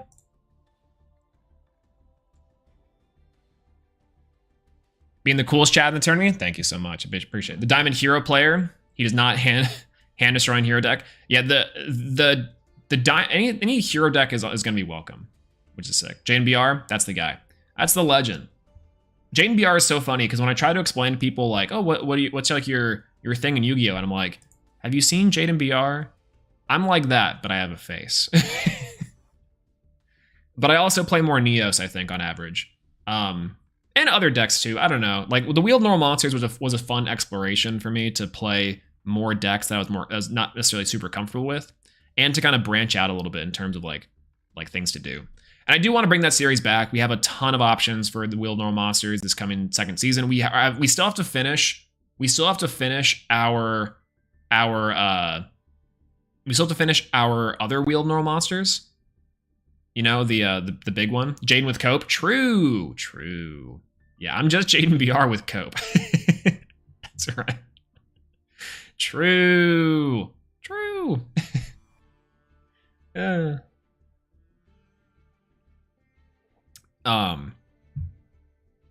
But yeah, essentially it's just like I do plan on finishing it. We have the Moki deck to play, and then we have the World Chalice one to end this season on of the Wheeled Normal Monsters. And then we have one more. So like a special episode, which is like cool. All right. Special episode, which is like the Power Pro ones. Those ones are definitely have to be in there. Such a crush. Oh, 100%. Plain Summon Skull branded was hilarious. Jaden BR broke recently and increased it too. Sometimes, man, I'm convinced that the shuffler is broken in this game. So I cannot deny that that's not a bad option. This game has broke me too. If I'm going to be honest, I want to be able to do that every single time. I'm psyched to duel with you. Thank you, Poyo. All right. In game. Begin duel. Anti-cheating mode activated. You know what's funny? We actually won a lot more die rolls here. Never mind. Yeah, Shuffler seems biased towards giving one-ofs. Yeah, it's weird, right? Yeah, you open a lot more 1-ofs than 3-ofs. I'm agree. Okay, our hand is actually amazing here. 1, 2, 3, 4, 5, but we are kind of out of interruptions. No interruptions, so we're gonna be big chilling back while our opponent combos off with Sprite or Heroes. It's Sprite, but it's Live Twin Sprite, so you know. Yeah, it's really just your playstyle and we value most of your deck. That's true. That's true. That's true. 2 increase, get second at OTS. Yeah, I think increase is just fine. Like, it depends on the deck. I think the first thing I would cut from a hero list is increase. If you're looking to cut a card for consistency, like, it kind of feels bad that if you draw into the increase, but it's fine. It's fine. I know that Magic the Gathering region also heavily biased towards hand smoothing, so it's not beyond belief that Shuffler could be similar. I think it is. It's not a true random. I don't think it's actually true random. I don't know if that's fair. And again, I don't really know the back end. Someone who's like data mine and stuff could tell me like the actual shuffling algorithm, but it's either really basic, like it's just a simple like Unity code, C#. I think that's the Unity engine, or it's Unreal. Is Master Duel an Unreal or is it Unity? It might be Unity. Anyways, point is that either way, I think it's just a C# algorithm that just says like shuffle and random upon your 40 basic decks. So like it creates an object that's the deck, and then it makes an object based off the deck, and then puts all those objects into like an array, and then it shuffles that array into your hand. That's how I think that would work the best. Now, I have a friend who would tell me that's wrong. You should just use a map. And it maps it for you. I might be talking about JavaScript a little bit too much, but it's fine. It's fine. Yeah, Ferris is optional. True. Ferris is optional. That's also fair. Yeah, but is it less bad hands in real life because people never do true random? That's also true. That's also very true. Uh-oh.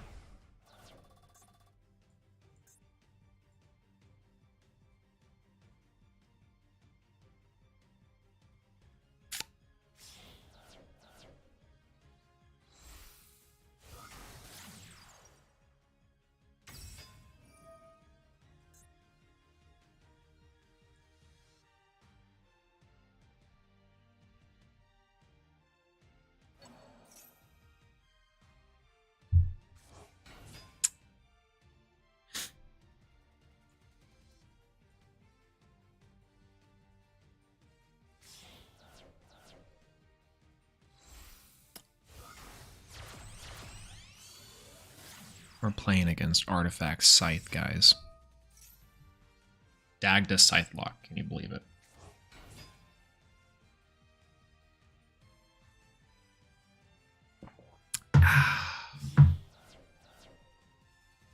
Clump your deck into combo pieces? Yeah, exactly. You can actually like kind of cheat a little bit. I have a couple cards over here that like are half decks that I could probably do it with. But yeah, like it's funny because the we don't do true random because we just kind of do our shuffles and then go nuts. And so in theory, in IRL, it's much better, but all right. So he has full combo here. Plus he's got,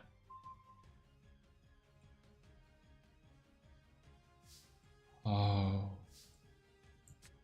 thank God. Thank God. We did it. We got there. Oh! Nice. We drew the card. We did it. Oh, top deck of the freaking century, dude. Holy God. Now we have a tough decision to make. Oh, wow. Top deck of the universe. Okay, we have all the gas in the world needed here. Mud Skipper would be a really decent option to grab, but I might just go for Micro Coder. Holy, we escaped death via Lancia, or via Lance. And I cannot be more happy. Okay, so we know back row card might be Sprite, might be it's not. Okay, so we don't know the back row. Back row we don't know, hand traps we don't know. He still has the Sprite Elf trigger as far as like going back to him. He also still has like some shenanigans. So I think what we can do here is we can actually go for a line and go for our searches again. Our center optimization might not be great, but I can almost bait out with parallel before. Let's go for equation. Let's target diameter. That's okay. Looks like that's Gucci. We're gonna take a ton of damage here, but that's fine.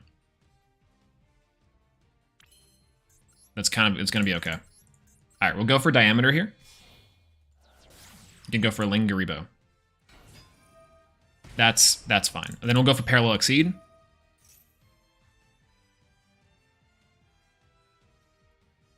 No Sprite Smashers, or else this parallel exceed might have gone brazy. That's fine. Once again, we'll go for parallel exceed dragon here. Pop the site just for fun. True. True. Do I care about this at all? Do I actually care about this? We know the back row is Scythe, so I can negate this if I wanted to. But I don't think I am. Right? I mean, no, it's actually really good that we do. We haven't normal summoned yet, and we can break apart the entire board. So the only problem is he has 3 cards left in hand, so we also have to be able to set up a board, because through the Dark Ruler, we can't actually OTK or kill. So we have to be able to set up a board here, not only do like shenanigans. And microcoder is sick here only if we had the option to. So if I Lingaribo, we get an extra material, which is great. Which means our other 2 levels are 2. We have 4. We can Mathmech Circular, and that's still our whole combo.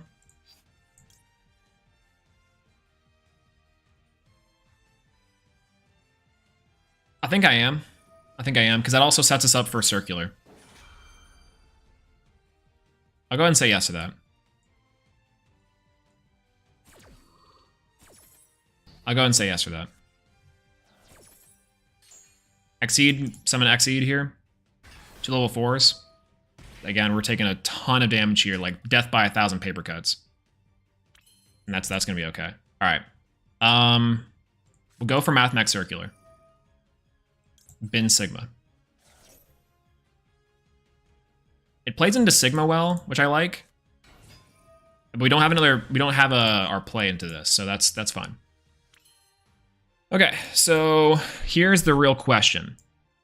We can, in theory, access code Talker to pop everything, and we don't have a line to really get us into something else. So we can normal summon the microcoder and add to hand level 4 lower Cyberus monster, meaning that we can go into a G-Golem Pebble Dog and go Pebble Dog combos. That's also what we could do. Because in theory, we just go make 2 for stuff, for like transcode Talker, and then go for Pebble Dog combos. Also very possible. If he's playing Nib, that's unfortunate. And I don't think he is.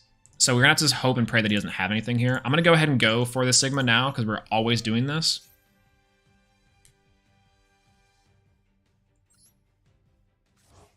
We'll go Sigma. Death by 1,000 paper cuts.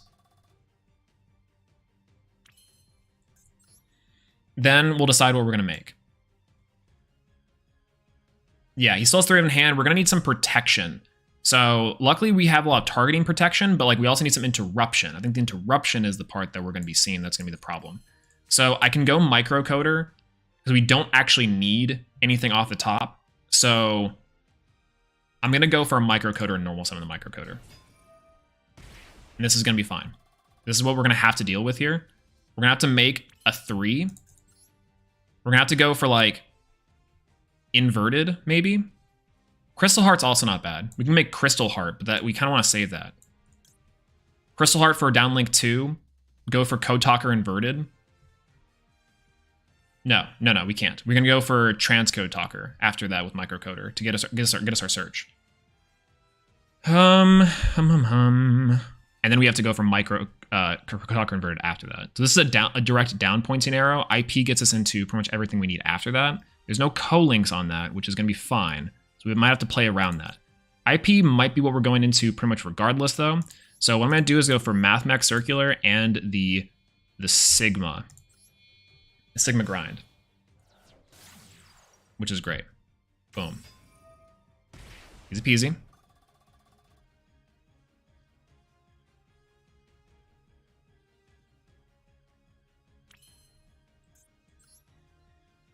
Then we're going to have to make transcode here with these two.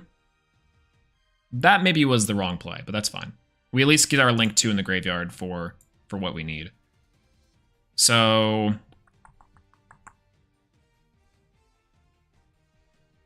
yeah, I think we do that. We go U, we go microcoder. We get our transcode. We go, that's fine. We get take 200, we go for microcoder effect. Microcoder effect, we add from our deck to our hand our code radiator. This seems fine, once again. Now we can go into Heat Soul if we want to. Splash Mage into Heat Soul also seems pretty good. Alternatively, we can go into summon our Link 2 for our guy, go for Firewall Dragon to bounce stuff. I think that what we might have to do in the end here. So I can go for Splash Mage off these two. Splash Mage gets us into special summoning back a card. I can make a Decode Talker Heat Soul off of that. What can I make after a Splash Mage? The Decode Talker Heat Soul. Heat Soul makes us into nothing. I can access code to break the board. Then I need interruption for like a Firewall Dragon after that. So Firewall seems like the best course of action. Otherwise, I just make Decode Talker Heat Soul. Code Talker Inverted also works here because I can special summon this, but that doesn't really matter. So I think Splash Mage just for more materials sounds about right. Sounds about right. Otherwise, I can go for G-Golem Crystal Heart because I haven't actually activated that effect. So I can go for G-Golem Crystal Heart, revive the Transcode Talker, then revive the something off the Transcode Talker. Doesn't seem too bad. Both seem fine. I'll go for G-Golem Crystal Heart.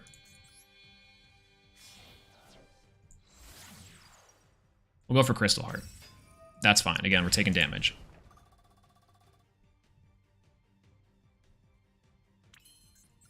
We'll go G-Golem Crystal Heart. We'll target the Transcode Talker.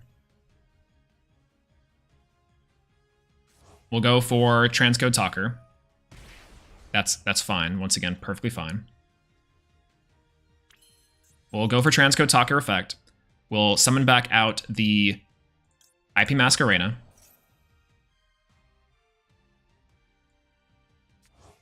Because this works.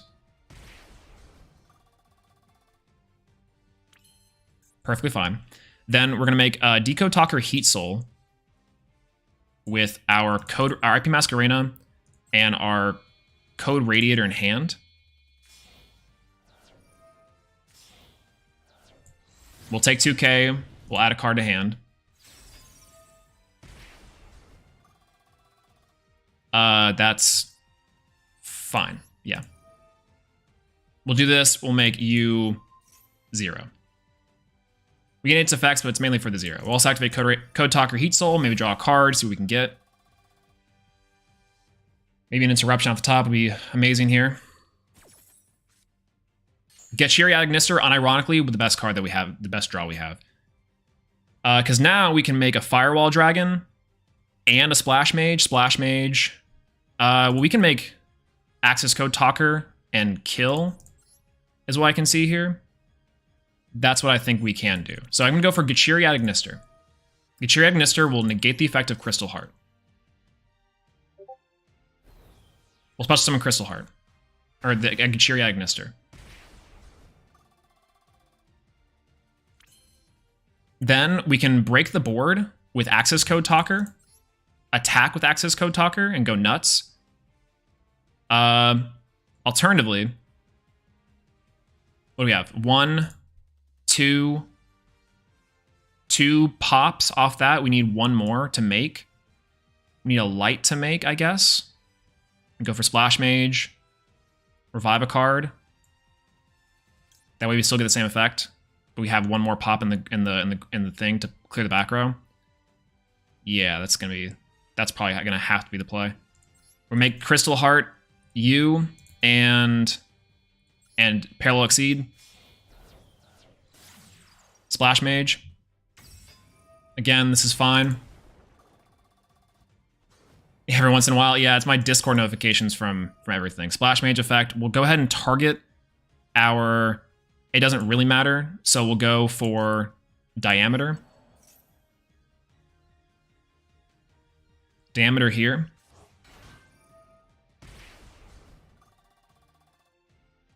We're gonna have to make an Access Code Talker or a Firewall Dragon. Either or works. Access Code Talker to break the board. And then Firewall for a thing. So we'll go Splash Mage, Diameter, and Gachiri. I'm gonna have to do this.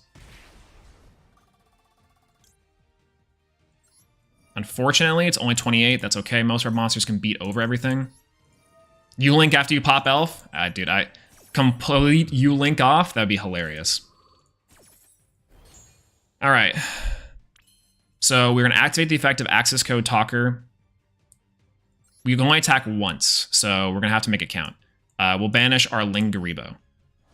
Our Lingaribo, we'll go ahead and pop the Elf.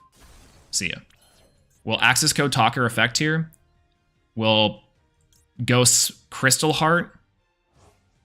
We'll pop the Evil Twin. Yeah, that's fine.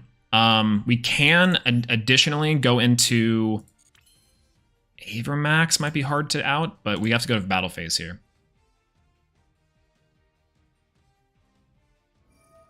That's negated. It's fine. Yeah. No. Attack with you. Yeah, we deactivate Circular, so we're there.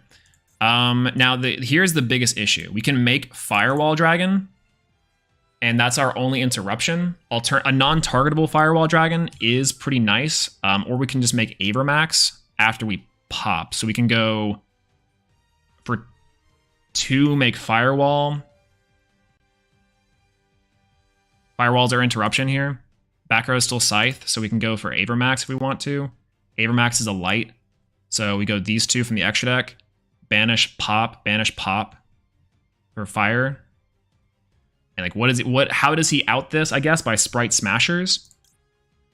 So I think we just go Firewall Dragon, unfortunately.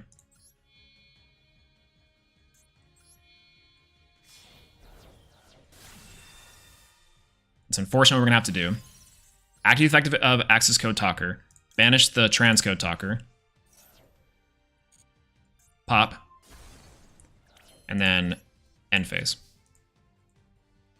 That's all we got. Yeah, I know, right? Alright, there's a monster.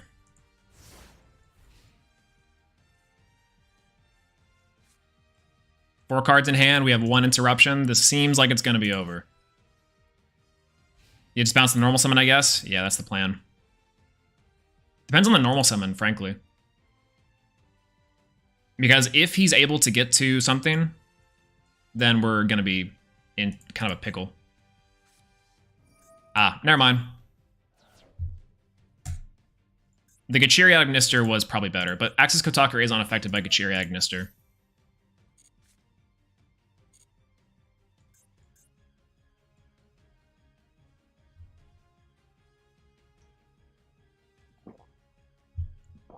It was a good run. That's all I'll say. It was a good ass run. Yeah, it sucks. It's unfortunate that our Dark Rule, like the Scythe combo is what we really were worried about there, which kind of forces out everything else. So big issue that we ran across, like specifically, is that we just had to have gotten something. I mean, yeah, 10,000 health, I'm saying.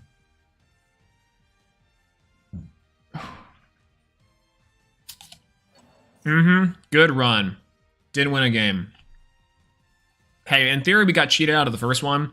Second one, didn't have the hand to play through. This one, Scythe Lock. I mean, it's not the fact that we got Scythe Locked, it's the fact that we had to play around the Scythe Lock. That's the funny part. Now, caveat, the classic Swolelax. True. Very true.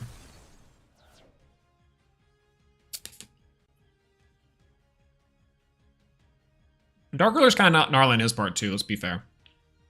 But how is G-Golem not winning? That's right. Deck just doesn't do enough, apparently. I think it does. It's just kind of interesting that, like, it does and it doesn't do enough, yeah. Like, it doesn't do practically anything, but then sometimes it does. Yeah, what made you choose this over the Rika deck? In testing, like, I was testing this deck, and I could play through Sprite Runic. I could play through Sprite Evil Twin. I could play through a ton, going second specifically.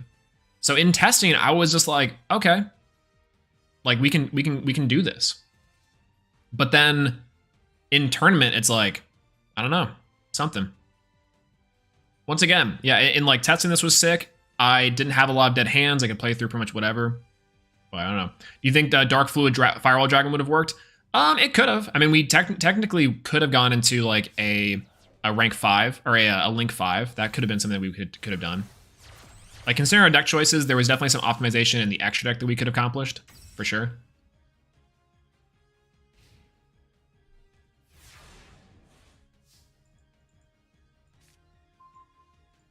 We're not out of this yet.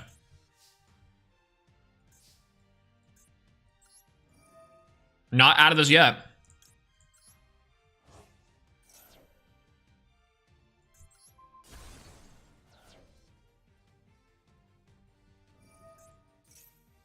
We're actually not out of this yet. Wow. I mean, no, we are because of the Sprite Red, but I wanted to pop the live twin, but he could have just brought it back with the elf. Yeah. All right, we're not out of it yet, baby. Let's go, Pebble Dog. Woof, woof, woof, woof, woof. Let's go. Let's go, Pebble Dog. Let's go. No, Pebble Dog, no. No.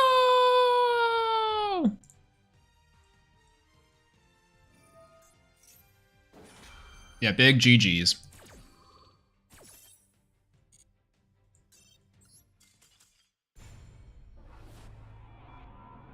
Big GG's. Thank you for the duel. No! Big thank you for the duel. We'll get out of here. We'll disband. Okay. That didn't quite work out. Here, hold on. This is the deck that we chose. And once again, I don't think we had a fair shake at this deck. It sucks, but the fact that we had, like, this match is so winnable, you just had to have screwed up somewhere. Watch it again. Yeah, I think that's maybe fair, because like what more could I have done? Your turn luck is actually awful. Scythe. What are we doing in Scythe? We had to play around the Scythe at all times, which means we also had to like get like it's fine. It's fine. Let's watch that back real quick. I wish I actually didn't disband the room, that way I could watch the replay instead, but we'll just watch the VOD. We'll just watch the VOD.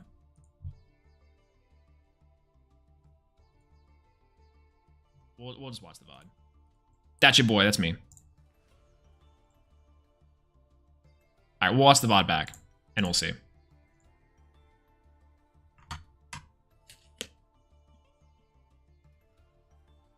Oh, hey, like this. We're huge. Okay. Start from our turn. Here. Here.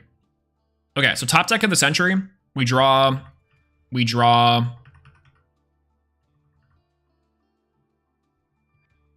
Top deck of the century, we draw Dark Ruler no more. That's what we draw for our Dark Ruler. Yeah, used so many materials but couldn't build a strong board. Yeah, I know, right? Yeah, he plays a Dark Ruler which we can't OTK, which like absolutely sucks. Like it was winnable. I do agree with Newt that it was winnable, and it was very winnable in like a very specific way. It was very doable in the fact that like here, hold on. Let me make this a little bit different. Can I duplicate this? I probably can't, but I'll just make another one. Window capture. Yeah, there's go. Fine. There we go. And we'll move you down. There we go. Perfect. Okay. So I do think this was very winnable because we could have built a different board. And I think that's what Newt's saying. So I don't disagree that we could have been in a winning position post the board. And on top of this, there maybe was an argument to say that we should have kept Signet Conflict in our build to begin with. Oh, I probably need a drop, actually. Hold on.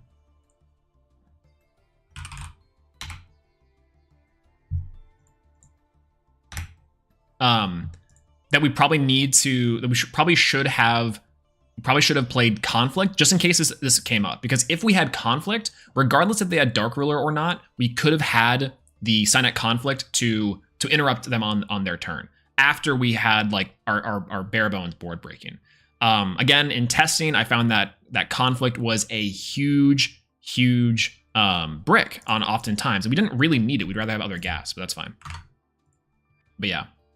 Okay, so we draw Dark Ruler no more. We activate the Dark Ruler no more because we're insane. And this also prevents our opponent from getting Scythe. So biggest thing, this back row that's in the very back is a Scythe. So we do, I'm going to actually minimize this so we don't have to do that. So this back row is a Scythe. So with this back row being a Scythe, there we go. With this back row being a Scythe, we have to play around the fact that we may have been locked into our extra deck if we tried to extend before going for Dark Ruler. Now, to be fair as well, trying to find an out to that back row that we're just taking damage is kind of an issue, but not super bad. Not super bad, because we're more playing an advantage game here. So we're thinking to ourselves what we start off with. Now, I know my opening hand was Circular, Diameter, Signet Mining to discard this, and I could have maybe searched something different. I went for Microcoder on the search to try to get some extra stuff. I maybe should have instead gone for Code Generator. So here, you see me searching through my deck. I go for Signet, I go for Microcoder. Instead, I think skip that, go for Code Generator. Because Code Generator here is absolutely just another body. So it's another summon body, so that's another material for more stuff. So at the end there, in theory, if we had one more body, we probably could have ended on Access Code Talker, Firewall Dragon, and the Transcode Talker. Again, you had Dark Ruler, so it doesn't really matter all too much. But that's... Almost choked my food, god dang it. No, excuse me. So we go for Microcoder. Microcoder could have been Code Generator. Keep that in mind. So Code Generator maybe should have been in the play, but not quite sure. Oh, we're also under the impression that we're also under one attack. So we can only attack once, which is fine. But Code Generator maybe could have gotten us into an update jammer. An update jammer 110% could have cleared the board without wasting 2 pops, which is fine because then we could have popped the back row. It doesn't really matter. The Imperm does hurt us here, so that's also fine. Skipping ahead. We go for the Mathmech Factorial. That's what we draw. We draw Factorial off the top as well, which is fine. Like, it's okay. We go for our Diameter into Lingaribo, and we go for our Parallel Exceed Dragon. Right? Was the access code line too much tunnel vision? Maybe. We can't attack more than access code, so we still have to clear the board. So the funny part about this instance right here is because the fact that he has so much card advantage on us, and on the next turn, he can just link off into the Sunny. He can link off into the Trouble Sunny. He can also link into Trouble Sunny. He has more material. We kind of have to go for access code Talker, because especially now that we don't have that much material, right? Like maybe we could have gone to the battle phase to try to out more cards and then try to figure out our main phase 2 line. And that's maybe the second play, right? The second thing we could have done here differently, let's say like at like this point, like after he imperms our Pale Exceed, we just activate Link Grebo, we still get our four monsters. We negate that, we go for Parallel Exceed, and we summon out, actually no, we can't summon out Circular. We just go for Sigma instead. No, we don't have Sigma in our hand, right? So right now our hand is Microcoder, which is our only extension. We also have a normal summon. So what's going on, King Metal? Hello, what happened? We scrubbed out with GOLEM, but that's A-okay. That's A-okay. Because I'm going to chalk this one up to potential cheat. Unlucky on the second one. And then this one, like we probably could have played better, but it was a very difficult situation.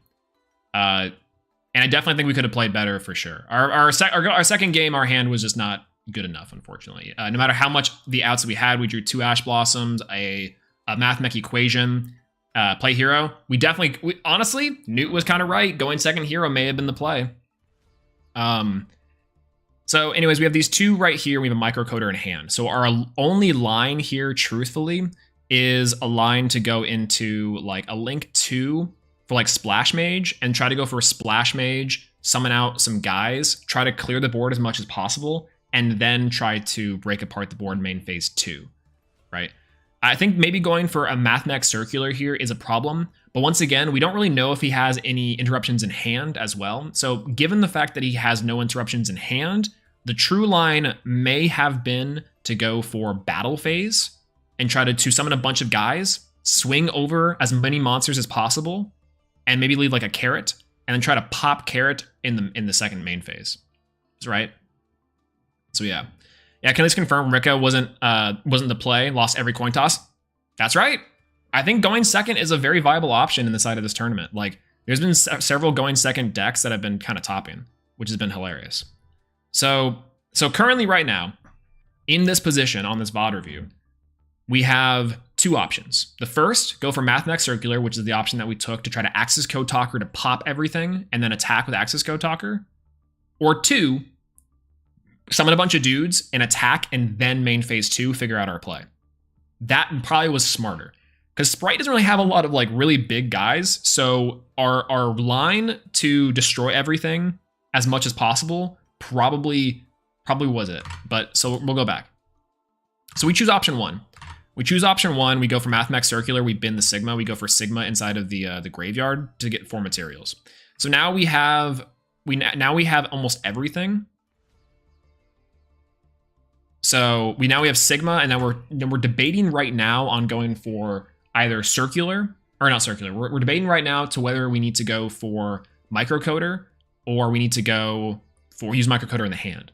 Maybe using Microcoder in hand was better, but I don't know because we'd also have to draw. So our hand currently right now is like Microcoder and like maybe 1 other card.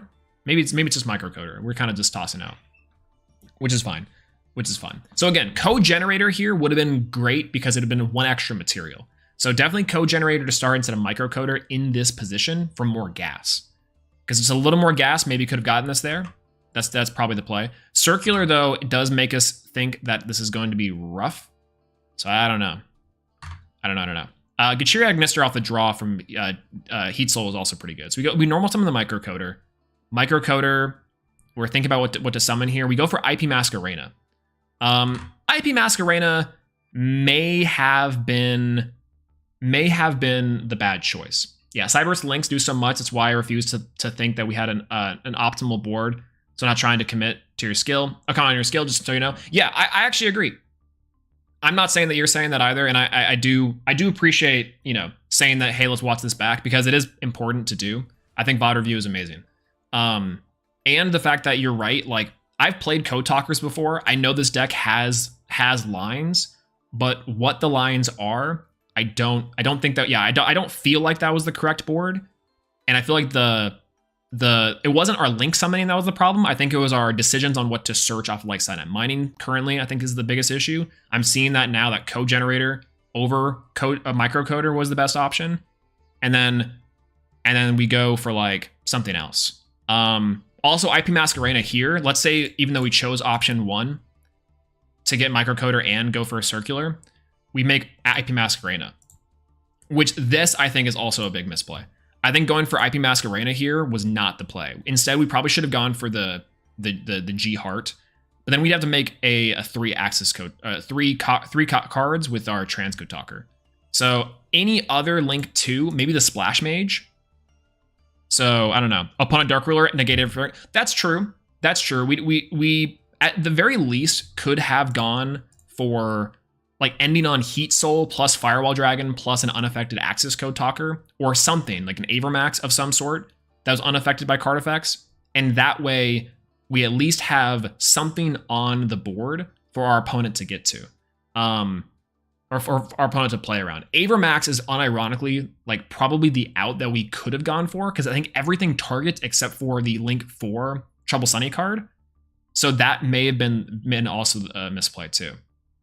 So like I said, I think going for battle phase after summoning as many monsters as possible, attack, and then going for main phase 2 was maybe a decision that we could have made on the back end. Yeah, and Dark Ruler, knowing that our opponent had Dark Ruler, negating everything on the board, would make our decision harder, but we maybe could have then ended on Heat Soul and then drawn in the draw phase to play around not only Dark Ruler, but also to play around the, what's the good one, Triple Tack? And then we maybe draw Interruption from there. That's what I think we probably needed to do. This is a completely separate line that we didn't choose, but that's like my theory going back over this maybe. Microcoder effect, we search Code Radiator, which is, again, more gas, which is the play. Maybe wouldn't have mattered too much because Code Radiator is more gas, so Microcoder is fine on this normal summon now I'm thinking about it. Update Jammer maybe was pretty big because we needed to attack over 2 monsters instead of wasting the pops. But what else are we going to get in the hand, right? And we wouldn't have to worry about popping the last monster and wasting our 2 guys and could have gone for a Firewall that can't be targeted. But that's okay. That's kind of okay. So we decide to go here for a G Golem Crystal Heart, and then we summon back our Transcode Talker in Co-Link, which I think is not a bad play. This interaction is interesting and does really work. So that's fine. We summon back the IP Masquerena, which maybe this is the point we need to make Avermax instead. And that's like what we need. Alternatively, we do decide to go for a Heat Soul to draw a card, which works. So after we go for a Heat Soul Talker, we draw into a Gachiriad Ignister. So Gachiriad Ignister, we activate the effect, and now this is our other save point. Yeah, matchup made interesting. I think this is an interesting deck. Like, we can definitely try it out on ranked again here in a second, and then see kind of more of the actual plays, because I think this has some legs to it. I just think that there's like some pretty glaring issues, and I don't know if it's deck building or maybe it's me. It might be both. So here's our other save point. This is the other time where we had mass material, and we can only attack once, to be fair. So Access Code Talker is still very much on board. So we have Gachiriad Ignister, we have Decode Talker, Heat Soul, and we have Parallel Exceed. Now, I'm pretty sure I go for the line where I make a 4 material Access Code Talker, when instead I probably could have just made a 2 material Access Code Talker with Gachiri and Gachiri and this, and then make a Firewall Dragon off that. I don't know if that really works here though, because the Gachiri we needed to save for our Firewall Dragon at the end. That would have been the play. So we instead go for, like, let's say a 3 material card with like a 3 mat clear. Do we have a 3 mat clear in Code Talkers? I don't think we do. Best line would be go for like Splash Mage to summon a guy back. Splash Mage, summon the Gachiri back, maybe. That's probably the line too. Go for 2, summon the guy back. And that doesn't really do us much. It gets us exactly where we were thinking. Maybe going for the G Golem Stubborn Mier. No, that doesn't do us anything either. Maybe going for an Invalid Dolaman. Maybe. Yeah, make it look so easy, but it's not. It's so true. It's so true. Like, there are so many lines here we could have gone for, and I think it's just so this is the difficult part, is figuring out exactly which way to go. Yeah, although it didn't pop up, I do think the other XYZ Superfactorial Apo for turn is strong in play. Yes, I actually don't disagree with you. Especially in that first game where we did have an option to go unironically just go Laplacian. Laplacian is really strong, I think, especially for going first, right? And I think that would have been a decent play to go into as well. We were locked into Cyberse, but that's okay because we can go into Apo, and then after our super factorial, we can, you know, go nuts. So I do agree that's definitely a play we can make, which is great. Yeah, Dragon Link unironically. Our Dragon Link is one of those decks specifically that has so many lines that are non-intuitive, but just by playing the deck and having experience, you can go into something crazy. So, okay, so we're here on our board. Our board has a lot of material. What can we do from our board here? Looking at my extra deck, we can't do much with summoning except for maybe like our generic cards. So go for Update Jammer here. We can't go for Update Jammer, actually. We can't. Not necessarily. If we use the Gachiri and the Splash Mage, we can summon out a card, go for Update Jammer, and then that attacks twice, plus gets us an extra pop that we need. So we go these two for Splash Mage, the Heart and the Gachiri, summon back. What's going on, Driftmaster? Hello. Yeah, you play Synchrons with Intuition. Yeah, it's just like you kind of have to feel it out, like whatever feels right. It's not super it's not linear. It's not super linear, but there has to be linear combos just to make it a little bit easier. But there has to be lines for stuff. So these two for Splash Mage, summon back at level 4. Go for. I don't have the link. I don't have the link zones for that. I don't have the link zones for that line. Never mind. That link line doesn't work. I can still go Splash Mage, which I think is what I do. But that's about it. I'd have to make like Avermax specifically. Avermax is kind of hard to out here. But that's whatever. All right, so back on it. I think we go for Splash Mage. Yeah, we go for Splash Mage. We try to bring back a card. I think it's the Mathmax Circular, or it's the Diameter. That's fine. And then we have a card we can make here for like access code. We make a 4 access code talker. Once again, here is our next save point. I think we probably could have made Firewall Dragon. Firewall Dragon bounce a card. No, that still doesn't really work. We have to go for like a Cheery, this for Firewall Dragon, go for another Link 3. And that's like our board. It's pretty weak though. We essentially have to go for Access Code Talker. So the circular funneling us into Access Code Talker, I think was maybe the misplay. So 2 things to note for next time. One, we go into Code Generator. And 2, we go, or Code Generator, because Code Generator also gets us into our G Golem line. And then 2, we try not to funnel ourselves into Access Code Talker and maybe try to take advantage of main phase 2 now that Dark Ruler's up. Alternatively, maybe just having a couple evenly matches in the side deck, I think maybe could have worked out just fine. So that was our run. Unfortunately. That's fine, though. No MCS today. Today is the MCS. We tried it out with G Golem Pebble Dog. We are currently out. However, I'm going to play one more. I'm going to play a couple more, see if we can get into Plat 1 real quick, and see if we can redeem ourselves just a snooch when we're playing against, playing on ladder. Because I do feel there's a very strong going second ward here that we're there, right?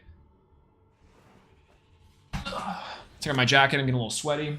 Turn on my fan a little bit. Now that we're in casual mode.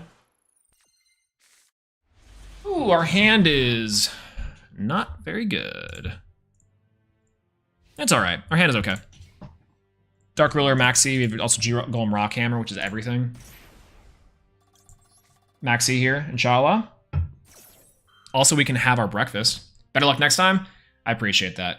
Yeah, we'll be okay. Like I think one thing that we can note is that maybe Code Talkers themselves have legs in the next MCS, or maybe just going second heroes, because we do have some time before the Ishizu cards come out. So maybe we'll alternate every other week, going for like meme decks and then or going for like actual like meta picks. You know? So going second heroes might be the next build that we make. We can maybe make that on stream, and then afterwards we can go for this. Oh, also back row is a pretty big issue inside this deck, so that's maybe another thing. Circular is really good here though. Okay. I I can OTK with Max Circular, but that's going to be an issue. We'll go Max Circular. We'll bin the Sigma. I know Sigma kind of doesn't play around Exo Sisters that well, but we know that they have a Max C, so we're going to be in like odd contention. So we'll give them a card back. We'll go for G-Golem Rock Hammer maybe, and then we'll see if we can go nuts. Alternatively, we can take the challenge, which is fine. Battle phase. Try to swing over. We know he does the 2 back row.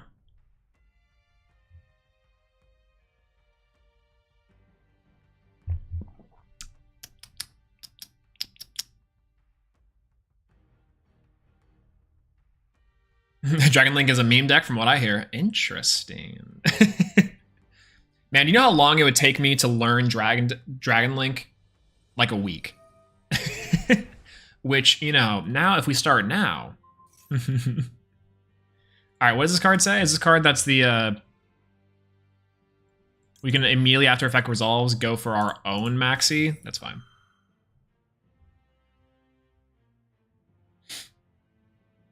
You know, I have 2 pet decks. Rocket took me like an hour. Yeah, it's probably like a few. As long as we have a few things in our back pocket. Here's the really funny part: is that like there is a definite way to go. That is like maybe we should have saved that. By the way, there's definitely a way to go where we like when you're learning a combo deck, having a few lines that you know that you can just do without thinking is definitely one of the best ways to learn the combo deck. Because all you do is you pick like 3, 4, maybe 5 combos that you're like, okay, this gets me here, this gets me here.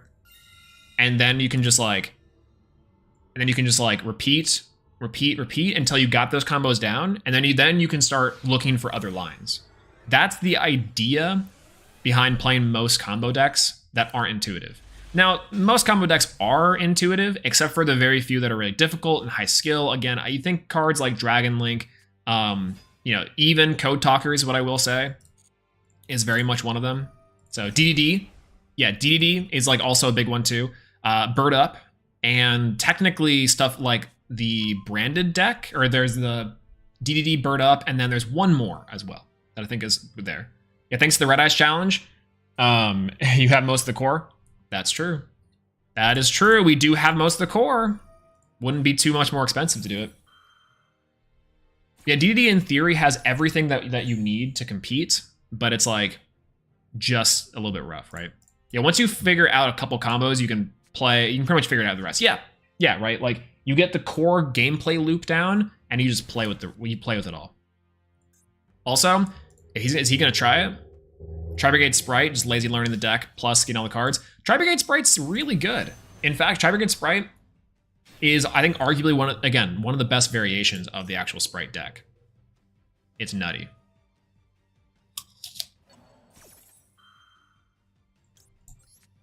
Big Bell here, by the way.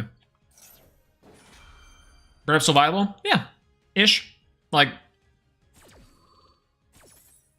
Bird Up is bad because Max C is in the game, but it's still viable because you have a lot of lines you can go into. You can usually set up a UFD and a barrier statue, the Apex Avian. You also have a general like annoying Zeus line that you can go into. It's got a lot of it's got legs. It's got a lot of legs, but it's not that great. For a Farajit, true.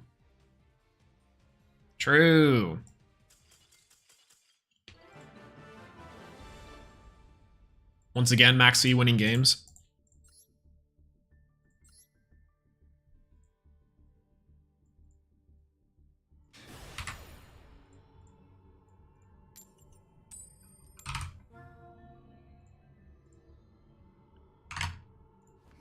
Going second. Going second. As planned. Oh, did I hear you saying Shiloh? Yeah. Yeah, my Arabic is bad, but inshallah, Mahaban, which is the super formal. What's the other one? It's like the what's up. Kafak and Kafak, those two, and that's really all I got. Lant and then Jade are both good. That's all. That's those are two that I know as well for call and response there. You know, marhaban. كيفك حبيبي. And then it's, you know, جيد وأنت. You know. Assalamu alaikum. I really should be learning. Oh, whoa. I really should be learning Arabic of some sort. I've talked about this on a different stream, but if I had to learn any languages, obviously I know English. Spanish is particularly very powerful, I think, as well.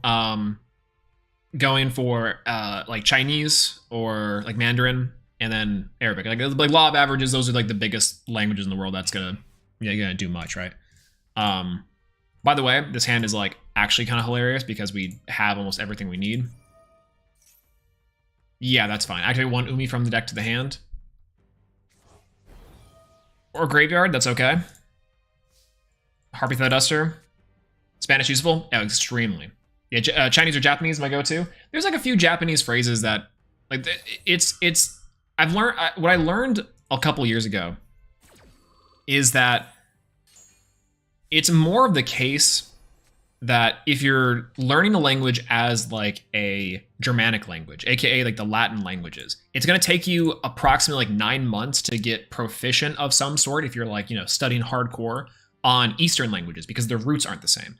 Conversely, if you're going from like Chinese to Korean or Chinese to like Japanese, a lot easier. Conversely as well, like this right there in the middle, it's literally like a world map.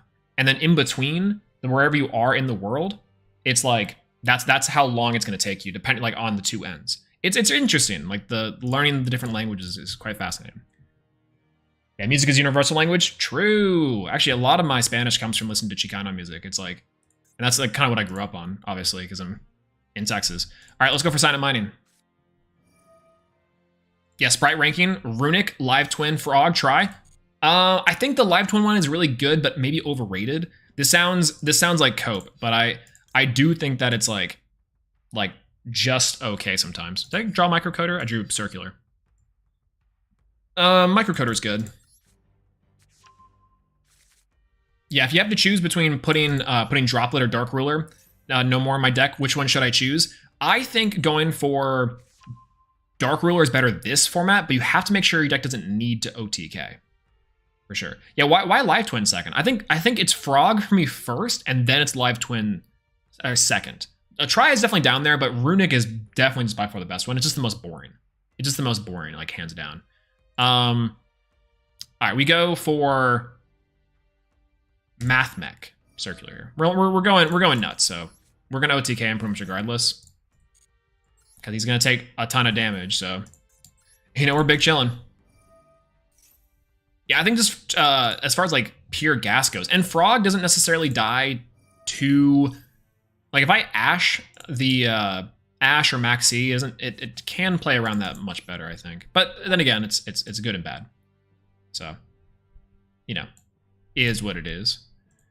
Okay. Well, now we're just gonna try to go for the line. So this is what I mean by MathMech Circular is just an OTK line. By the way, we haven't normal summoned yet, so we could go into our G-Golem stuff, but like, what's the point?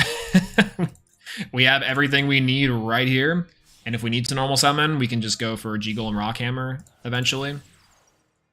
So, you know, we'll go for Update Jammer. We'll go for Microcoder. We'll just search the second special summon. So this is where the Signet optimization comes in. And then we'll go for Transcode Talker. We'll grab Update Jammer. So what IRL decks do you own? I own a ton. My collection IRL is over the past like 5 years. So I unironically have like most decks that I could ever need. I have a ton of staples of IRL deck. I have Code Talkers, Heroes. I have Code Talkers, Heroes, or Sartix, Cyber Dragons, Tri-Brigade branded, Despia branded. We also have we have what was it? I'm trying to think of the other. Oh, Salamangreat. We have a ton of Cybers and Salamangreat cards. We also have Shadal, Invoked, Thunder Dragon. Shadal, Invoked, Thunder Dragon. Paleo Frogs. Sharks, unironically. Yeah, we have actually a pretty solid core of most IRL cards. I do want to like expand upon my collection IRL, but I'm playing so much Master Duel that I don't really feel the need to, which is maybe the fault of me. I want to go to the YCS in Philly, so it's kind of the problem, but yeah, you have hero decks. Didn't see that coming. Can you imagine? Can you imagine that I only play hero online and I'm like, guys, I've never owned a hero deck. This is true though. I've never owned a Liquid Soldier until August of 2022. Liquid Soldier, I never played Liquid Soldier until 2022. This is the best Ash Blossom I think we have. Right? Yeah, maybe. Yeah, is Hero your signature deck, or did you find that while you're going a while? I started with Heroes. Back when I love Yu-Gi-Oh! GX as the series, and back in the day when I was a kid, obviously I liked it. And then when I was getting back into the game, I just looked up Hero deck online like everyone does. And I was like, oh, Heroes are sick. And Dark Claw, that's a new card. And then I just went from there, which is fun. Yeah, yes, I do go for the extra link combo with Ibli on the Code Talker core. My IRL Code Talker deck is just the extra link from a couple years ago whenever people were playing. It's right after VFD format. That's when I picked up Code Talker's IRL because I thought it was gonna be really fun. And it is. It is. Yeah, Hero is my signature deck. I recently have come into fall in love with Neos a lot more as we go on to our season 2. Yeah, Yu-Gi-Oh! GX Generation. I learned the other day that the GX like music inside of the show is just the same couple chords a couple times over. Right? Like the actual music in the show is just the collection of actual like chords that you can play for when someone's like doing something. Like if you watch the show back, every single thing, it's like they just play the same couple power chords over and over.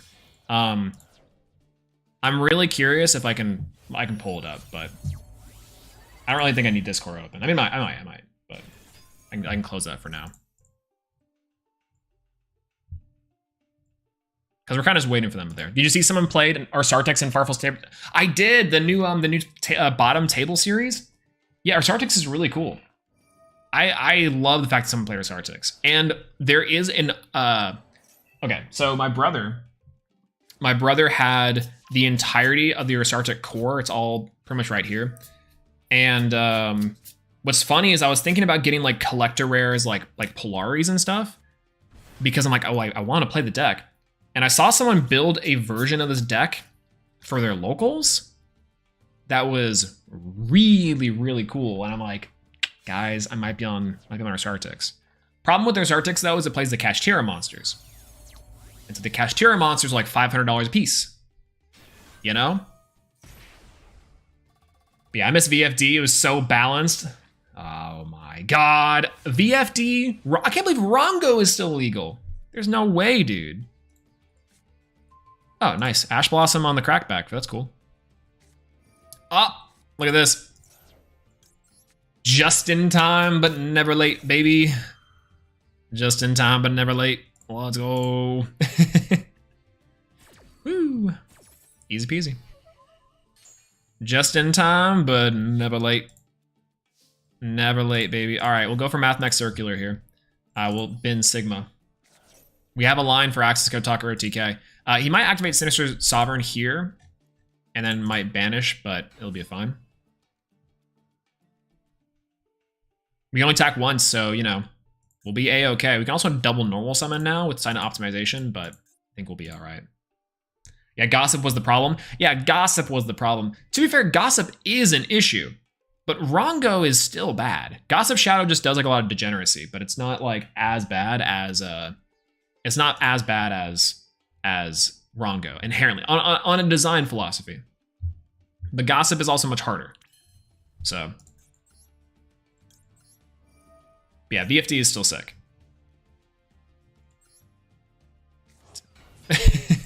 All right, we'll go for Mathemax Circular. We'll try to bait out some shenanigans. He doesn't know we drew into diameter. All right, perfect. Summon banish the long one. Keep the other two engraved. Yeah, that's right. Circular. It's fine. It's perfectly okay. Perfectly okay. The Buster Lock. True, true. I do miss the Buster Lock. Correct. Correct. The Buster Lock was nutty. Okay, do you think I can bait out the Sinister Sovereign? I probably can, right? I definitely can by going for Alan Bersham. Like, I don't know if that's true, but I probably could. It's going to be a toss-up if I can or not, so I don't know if it's worth it. Maybe I just go for Splash Mage to get him to banish it, and that way I keep my Update Jammer line alive. I think that's just what I'm gonna do.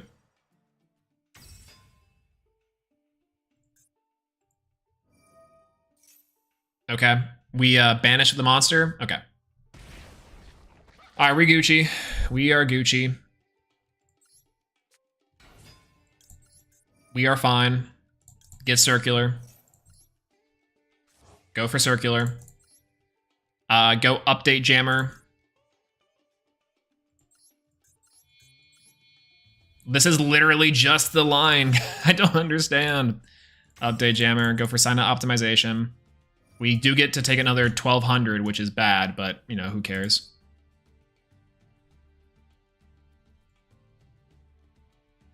Yeah, pre and post toss were not good times to be a Yu-Gi-Oh player. I liked immediate post toss whenever the Shadal structure deck came out. That was one of my favorite times because Hero was unironically a top 5 contender. Toss format was sick. Saw the evolution and the initial inception of a lot of decks that would precede the coming years. You know, did I know that banishes the card? Banish that card. Okay. Okay. Swolelax not reading challenge impossible. We still haven't gotten to a lot of our G unit stuff, but that's fine. Maybe I should have just normal summoned first, that one, and then gone for the second afterwards. Probably not. Maybe. What do we go there? Normal summon, Link 2 for Splash. We're still in the same predicament. Ba-doom. Again, circular diameter stuff, our line is still pretty much the same. Sovereign over the level 10s, it's garbage. Sovereign is only good. Sovereign is only good if you can put your opponents on having nothing. But Sovereign is honestly the worst one for Sprite. It's the worst for, like, it's bad for Sprite. It's bad against any deck that's not a bad deck, which sucks. Yeah, almost the same hand. Yeah, pretty much. We just don't have the optimization, which is bad. Code Radiator is going to pull a lot of muscle here, though, because we can negate a card and that's going to bait out something, which is fine. Yeah, Toss format was the golden age of links. I kind of agree. I think that Toss format was great. There's a lot of interesting counterplay with Toss format having like a triangle format, which we had Sky Striker, Thunder Dragon, and Salamangreat as the best decks, and then everything else was like 4th through 5th. We did see the rise of Orchist and Orchist Nightmare. I think there was maybe a lot of decks that weren't necessarily super explored. Altergeist was a very, very good option in terms of Rogue, and maybe even just at like the 4th best deck was Altergeist in Control. Dark, of course, we saw the rise of Mystic Mine, and I think Mystic Mine would have seen a lot more play if there wasn't things like Sky Strikers, which Sky Strikers did often also tend to play stuff like Mystic Mine too. So, you know, like we have very powerful cards at the end of Dark Neostorm, which was probably the end of Toss Format, right? Did Hero have the Vision Heroes and Sunrise during Toss, or was that just Bane? We didn't get Bane until a little bit later, but we did end up getting those like towards the end of Toss Format. By the way, this deck is this is free here. We go for Circular. I said free last time too, but yeah, exactly, yeah, the Birth of Dragon Link for sure. Yeah, 100%. I go for Circular. Boop. Again, this is fine. We don't really truly care about him negating Circular because now we have all the advantage in the world. Yeah, so excited for Master Duel Mystic Mine. Yeah, no way, bro. No way, bro. All right. This is funny. We haven't even normal summoned yet.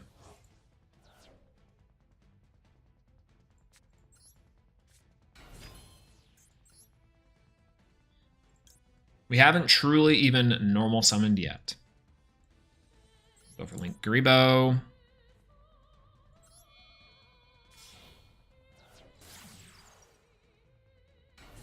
We'll go for Dotscaper. Summon Dotscaper. We'll go for Splash Mage. I guess I can go straight for Transcode Talker, which kind of also works. But instead, Splash Mage, what does Splash Mage play around? I don't think it really plays around much of anything. Transcode Talker works here, because I can just make it with Code Radiator. And that's then summon back the Link Garibo, go for the Access Code Talker line that we always wanted to. So it doesn't really matter. I guess it gets us more material for Bustin'. We only really need 2 in the first place, so, you know. Go for a Splash Mage effect. Target the Dotscaper. Go in.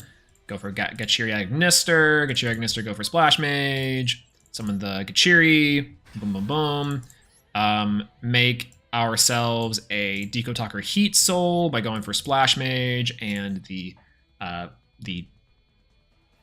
Dotscaper. Go for Heat Soul. We'll go ahead and activate the effect of Heat Soul. We'll draw a card. Oh, he's got an Ash Blossom. Very cool. I guess we haven't really done anything with Ash Blossom. Again, that's fine. We didn't really care too much about it.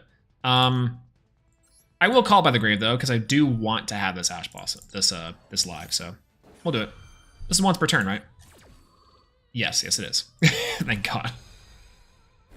Love Ignisters. I hope we get some legacy support for them. I think it'd be really cool. The Agnisters are really interesting. Up, Pebble Dog, let's go!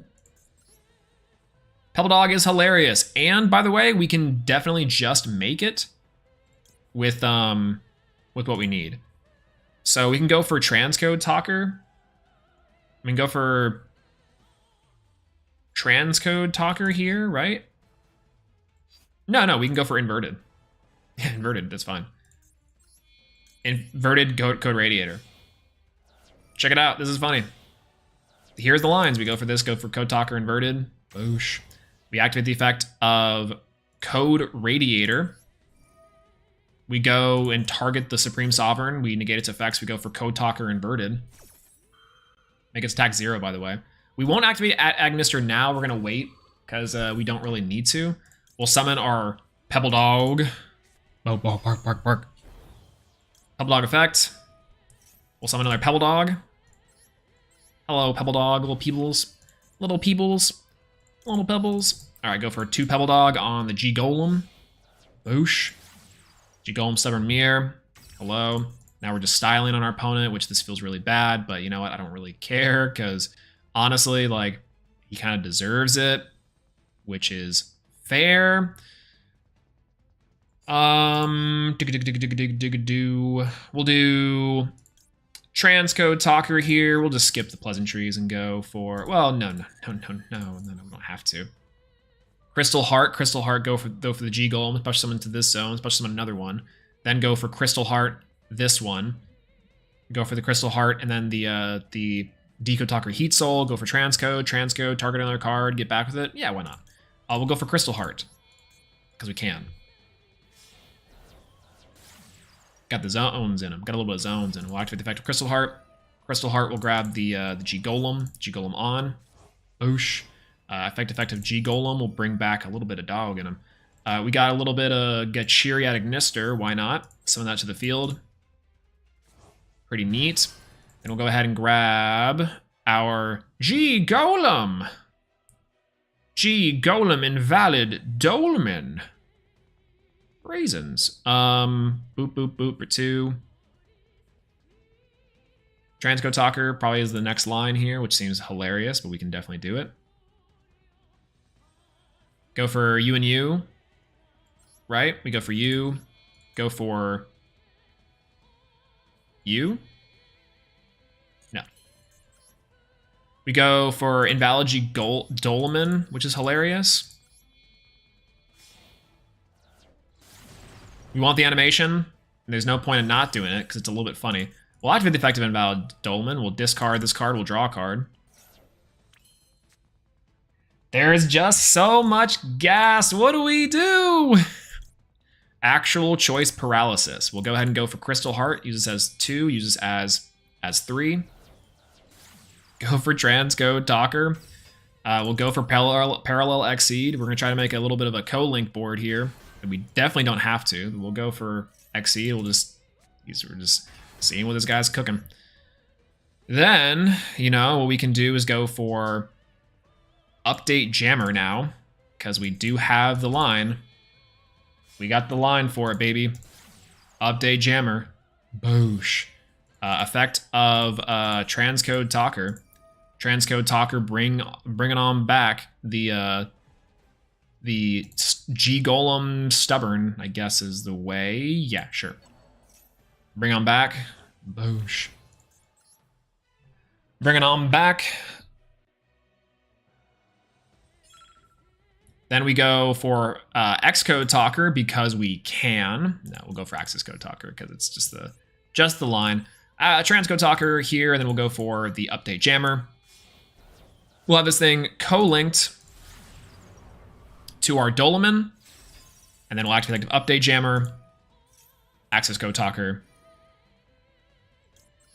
target,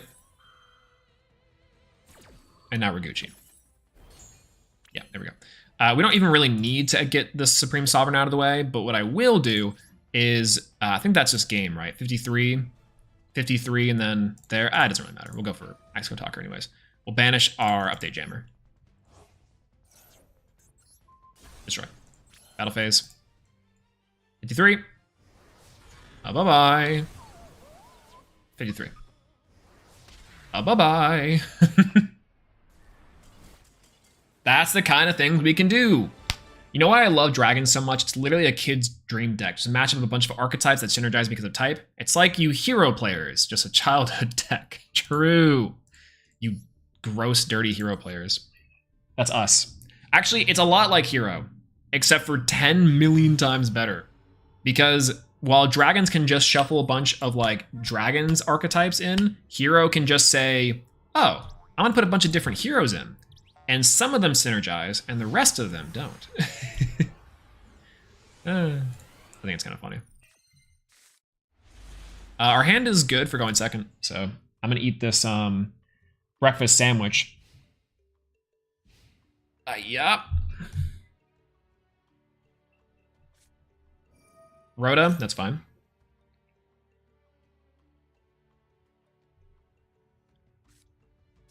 I made a breakfast sandwich with sriracha, so... Oh, Hero.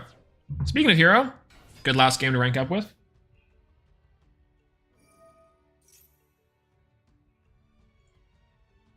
I made a Hero deck. I made this sandwich for breakfast, and it's been sitting there because I haven't had time.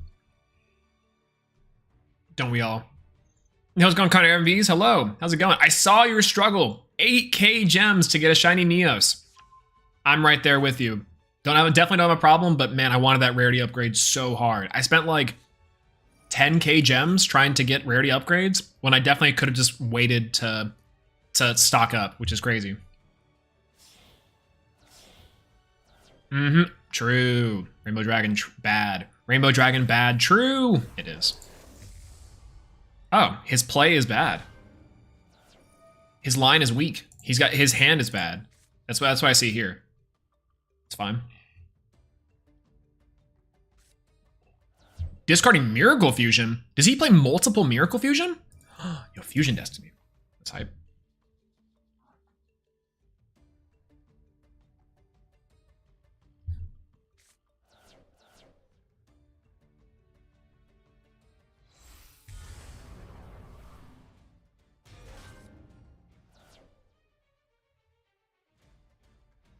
Full Punk Engine? Let's go! Nice. That's great to hear. He already normal summoned his Stratos, so this stuff on top is just like extra cake, which is fine. Yeah, yeah, it's literally full Dark Claw into anything combo, so I don't know. Our Code Radiator is gonna be really good here, though. Absolute Zero off the rack is not very good, though. Revolver and Varus play Magic Cylinder and Mirror Force. So we should play Ring of Destruction? Oh! Ring of Destruction? Not very good. I unironically think Magic Cylinder and Mirror Force are 10 times better than Ring of Destruction. In modern Yu-Gi-Oh! Like, unironically, modern Yu-Gi-Oh! Magic Cylinder and Mirror Force have much better applications. Ring of Destruction, most things protect from targeting or destruction itself. The burn damage is, like, negligible. And on top of this, like, the errata makes that card whack. Just super whack.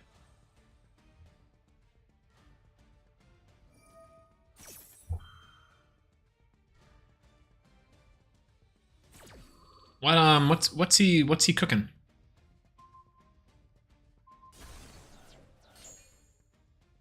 What's he cooking? Oh, Dark Angel. Ah, okay. Oh man, that's crazy. I don't have anything with Dark. I can't summon anything with Dark Angel. No. I think I can actually. Hold on. I think I unironically can just go hard make Transcode Talker. Yeah, I can hard make Transcode Talker. Or yeah, just Transcode. That's funny. He has a Dark Claw, by the way. Oh, I can hella make Transcode Talker.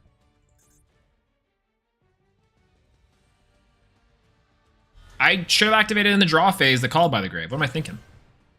I can't. He has Dark Angel out. Okay. Well.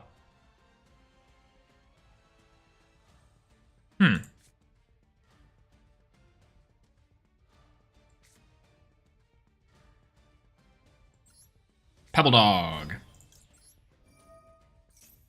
think we make Pebble Dog.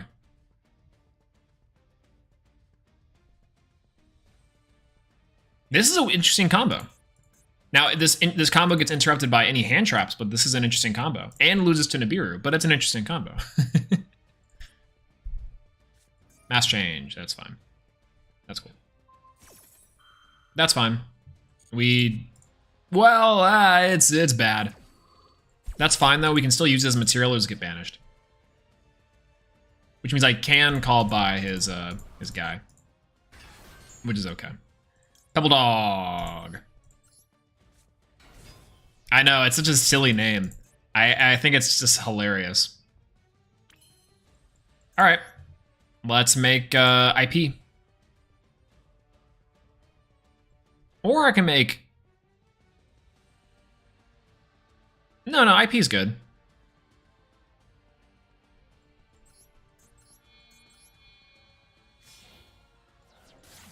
Bingo. Easy peasy now.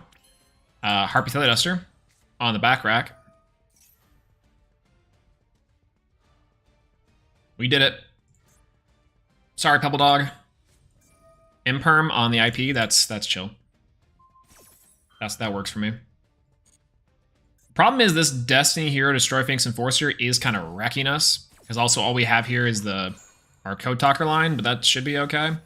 We can make a 3 and go nuts. We also definitely get rid of his entire board here. It's just gonna be a matter of like trying it out. So our Transcode Talker is pretty much useless here, but he has 1, 2, 3, 4, 5, 6 hero cards, so we lose 1200 attack regardless. I think what I can do is go for like a Decode Talker Heat Soul, try to draw a card and see what we can accomplish. Now this card gains whatever it points to, so I think that will be okay. So we'll go for this. We'll take the IP and then we'll use the code Radiator in hand because we're not getting through this regardless. I mean, we're not really getting our graveyard, so maybe if we can out Darklaw, we'll keep the code Radiator. That's maybe not bad. Should imperm the Pebble? I know. And then pop afterwards on the Absolute Zero? That's what I'm saying. All right, we'll go for Heat Soul. We'll get a card ripped out of our hand regardless, so that's fine. I can't believe it's 18, though. Fascinating. That's okay. What's it going to be? Oh. That was our big out. That was our huge out, I would say. That was our absolutely enormous out, and that was pretty big. That was pretty big, yeah. That was pretty huge. That was pretty huge. That was pretty big.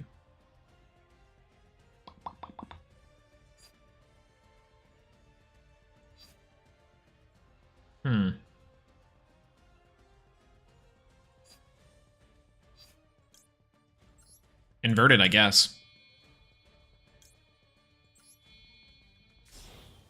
Like, it doesn't really matter, but it's fine. Big ol' pebble dog. Go inverted, we just get all the material in the world. He can just DP, pop absolute 0, banish our entire board. I think that's exactly the line that we are afraid of. What if he DPs the 0? Then now we're screwed because he took out our microcoder, but that's kind of fine. Do you get dropleted? No. No, I wish we got dropleted. That'd be great. Droplet would have been amazing. Wait a minute. Wait a minute. Thinking. This card would have been amazing to make off IP, and now I'm kind of upset we didn't go for this line before. But that's okay. Because this is non-targeting, but if it leaves the field, we can shuffle back. So I think that's going to be okay. Hello, Avermax. You are my strongest soldier.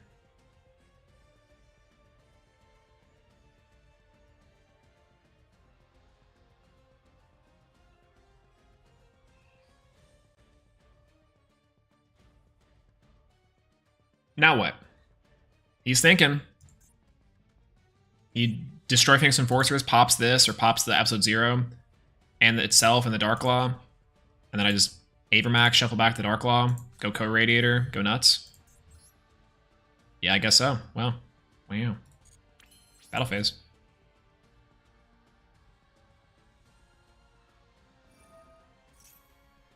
That's right, strongest at 1800, baby. Pops the Ab-Zero, shuffle back the Destroy Phoenix Enforcer, and we pray that we live. DPE, Ab-Zero? Weird choice. But I kind of understand. Shuffle back the Dark Law instead. He wants to maintain it. See, this is where that call by the grave would have come in hella handy. No. Alright, and end phase. Just see ya. Oh, bye-bye. See, regular Code Talkers, though, I think could definitively go first, but... Yeah, why would he do that at the end instead of just at the beginning? Beats me. Beats me. But, you know. NBD. Let's do one more. And then we'll might have to call it after that. Who knows? Who knows? Maybe not.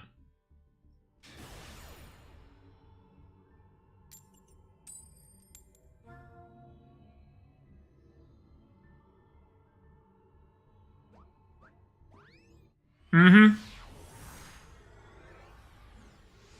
The strongest hero board, plus the fact that he could have even, in theory, if he's playing Plasma, still have Plasma.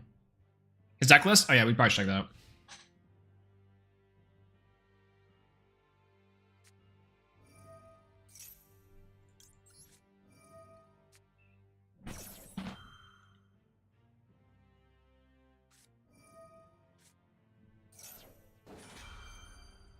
We have a line to clear with Dark Ruler.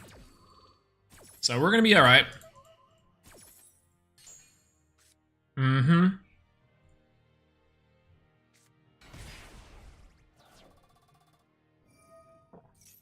I wonder if this deck would have been better with G-Golem if we were going with Agnister G-Golem. Because Agnister G-Golem probably has a lot better lines, but I don't know. I wish they could make the weaker deck cheaper so we could try much more, but I guess if money speaks. I don't understand why Pebble Dog is a UR. Why is Pebble Dog a UR? For the life of me, I do not know. Oh, runic. Oh, interesting. Okay.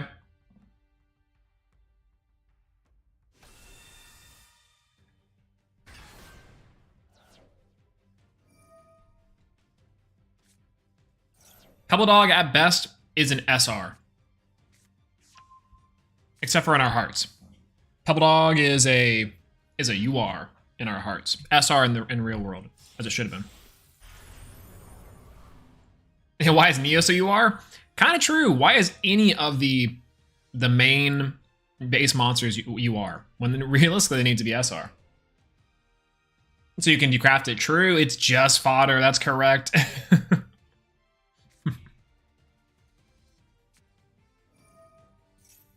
Yeah. Rough Rock, the new mascot. Oh, let's go. I would love that.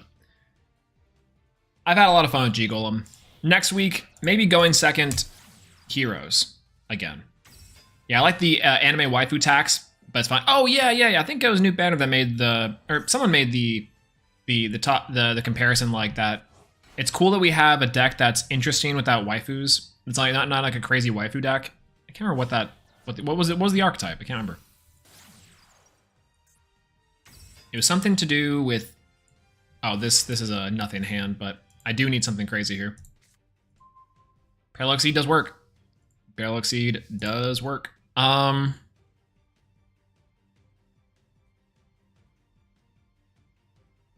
Okay.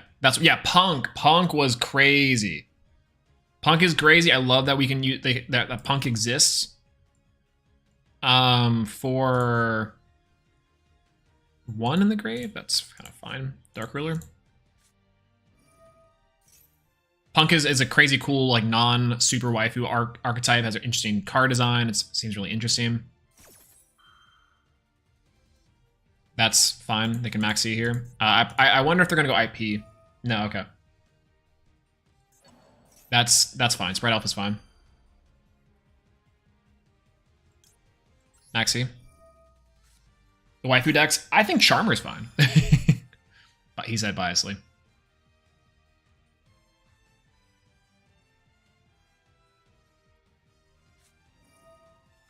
No shot. You have Maxi on top of this, and I can't kill him through the Dark Ruler. God dang it, dude. This is incredible. Our Maxi doesn't do anything twice. We had 2 Maxis, 2 of them did nothing. Except for, well, never mind. I did a lot here. This Pebble Dog is really cool. Let's go Pebble Dog. Draws a card. It's negated, and then he activates Runic Fountain. Yeah, I'm surprised they're giving Gaia all the archetypes in the structure deck. I think a Gaia is really cool. I love the fact that Gaia is the structure deck. Okay. I guess we just set up a negation board of some kind. I really don't know. We just pop over the IP and pop over Sprite Elf in theory and give him only 2 cards. Yeah, if you pass, you can't attack. Yeah, I think we give him like 2 cards, maybe. We give him 2 cards with our circular, and we attack IP, attack Elf, and then he's forced to make a play. Now, this is kind of the unfortunate part, is that our max C does nothing. So we have to still destroy Runic Fountain. We have to clear the board, get Runic Fountain, and go nuts. Whatever. Whatever. 1 draw. Are you joking? Are you joking? It's a runic card. There's no way, dude. All right, that's fine. We'll get circular. Just for some follow-up next turn. We'll get equation. Battle phase. Swing on Elf.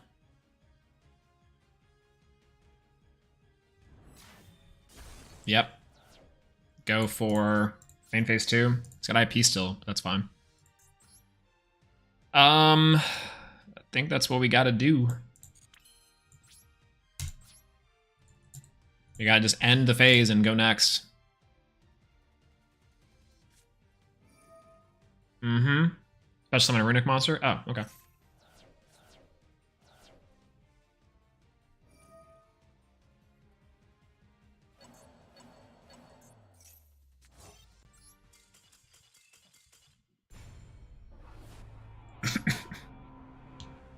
Sometimes they just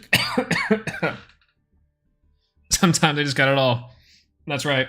Oh my god, dying. All right. Didn't attack IP, so we can only attack once with the circular condition. So once circular activates, we can only target one card. All right. We might give Rika a try next week. Otherwise, we have a going second hero build. I think what we end up doing with this going second hero build is we play Dark Ruler. No, Droplet's better for our OTKs. We play one less U. One, I don't think I actually don't like Dark Angel at all, especially in a going second build. We will be playing Honest Neos. I think even Spirit of Neos is a little bit weak, in theory. And the End Shuffle is good as a nice little one of extender. We definitely play two of these. And we just aim to make Trinity destroy, Trinity send, and destroy. We play 3 of each. Going second heroes. Here it is. Here it is, baby. In the flesh. Nothing that we have to change. Milk Toast Hero. 2. Oh, sorry, we don't need the Fire Fusion. A Scary Auto's better. Not Max and Droplet. We don't have the last... Oh, we do have last Droplet. Oh, interesting. Maybe 2 Imperm then. Yeah. And you get more views. That is super true. Super crazy true. Yeah, this not much has changed, truth be told. Like going second heroes is still kind of insane. But hero doesn't really have a lot of like crazy hands that aren't this. I mean, we could cut down on 2 Max C, and we could try for like a Droll as well. It doesn't play well with Max C, and it does kind of mess up our things. But like, I maybe like a 1 Droll for crossout, like this, or we go for effect failure. We go for like an effect. It's in my bookmarked. Oh, it's so much better. It's only good. God, it needs to be at 3 because no one's really playing it, but I understand why they're a little bit scared, maybe. No, it's whatever. We can also play like Upstart Goblin and other draws as well. Not super difficult. Maybe we also need copies of like Evenly Matched or more like Lightning Storms. Like this.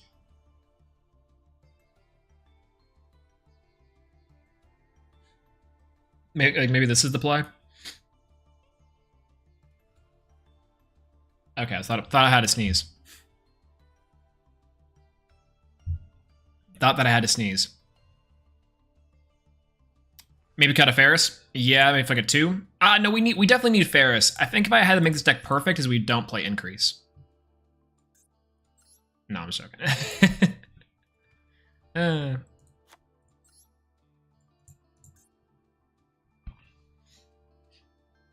No Rhoda? Oh, Rhoda is definitely there. We definitely gotta have a Rhoda. Why'd I type in Rhoda? Yeah, Rhoda definitely needs to be in there. Maybe 1 less Imperm. Yeah, if we're playing 3, we play just 1 Imperm just for our cross out. Yeah, I think this is pretty solid so far. Like, I think Ferris we need at almost all times. It's just strictly good. But Milk Toast Hero 2 is good. I'm gonna play the effect failure for the crossout designator.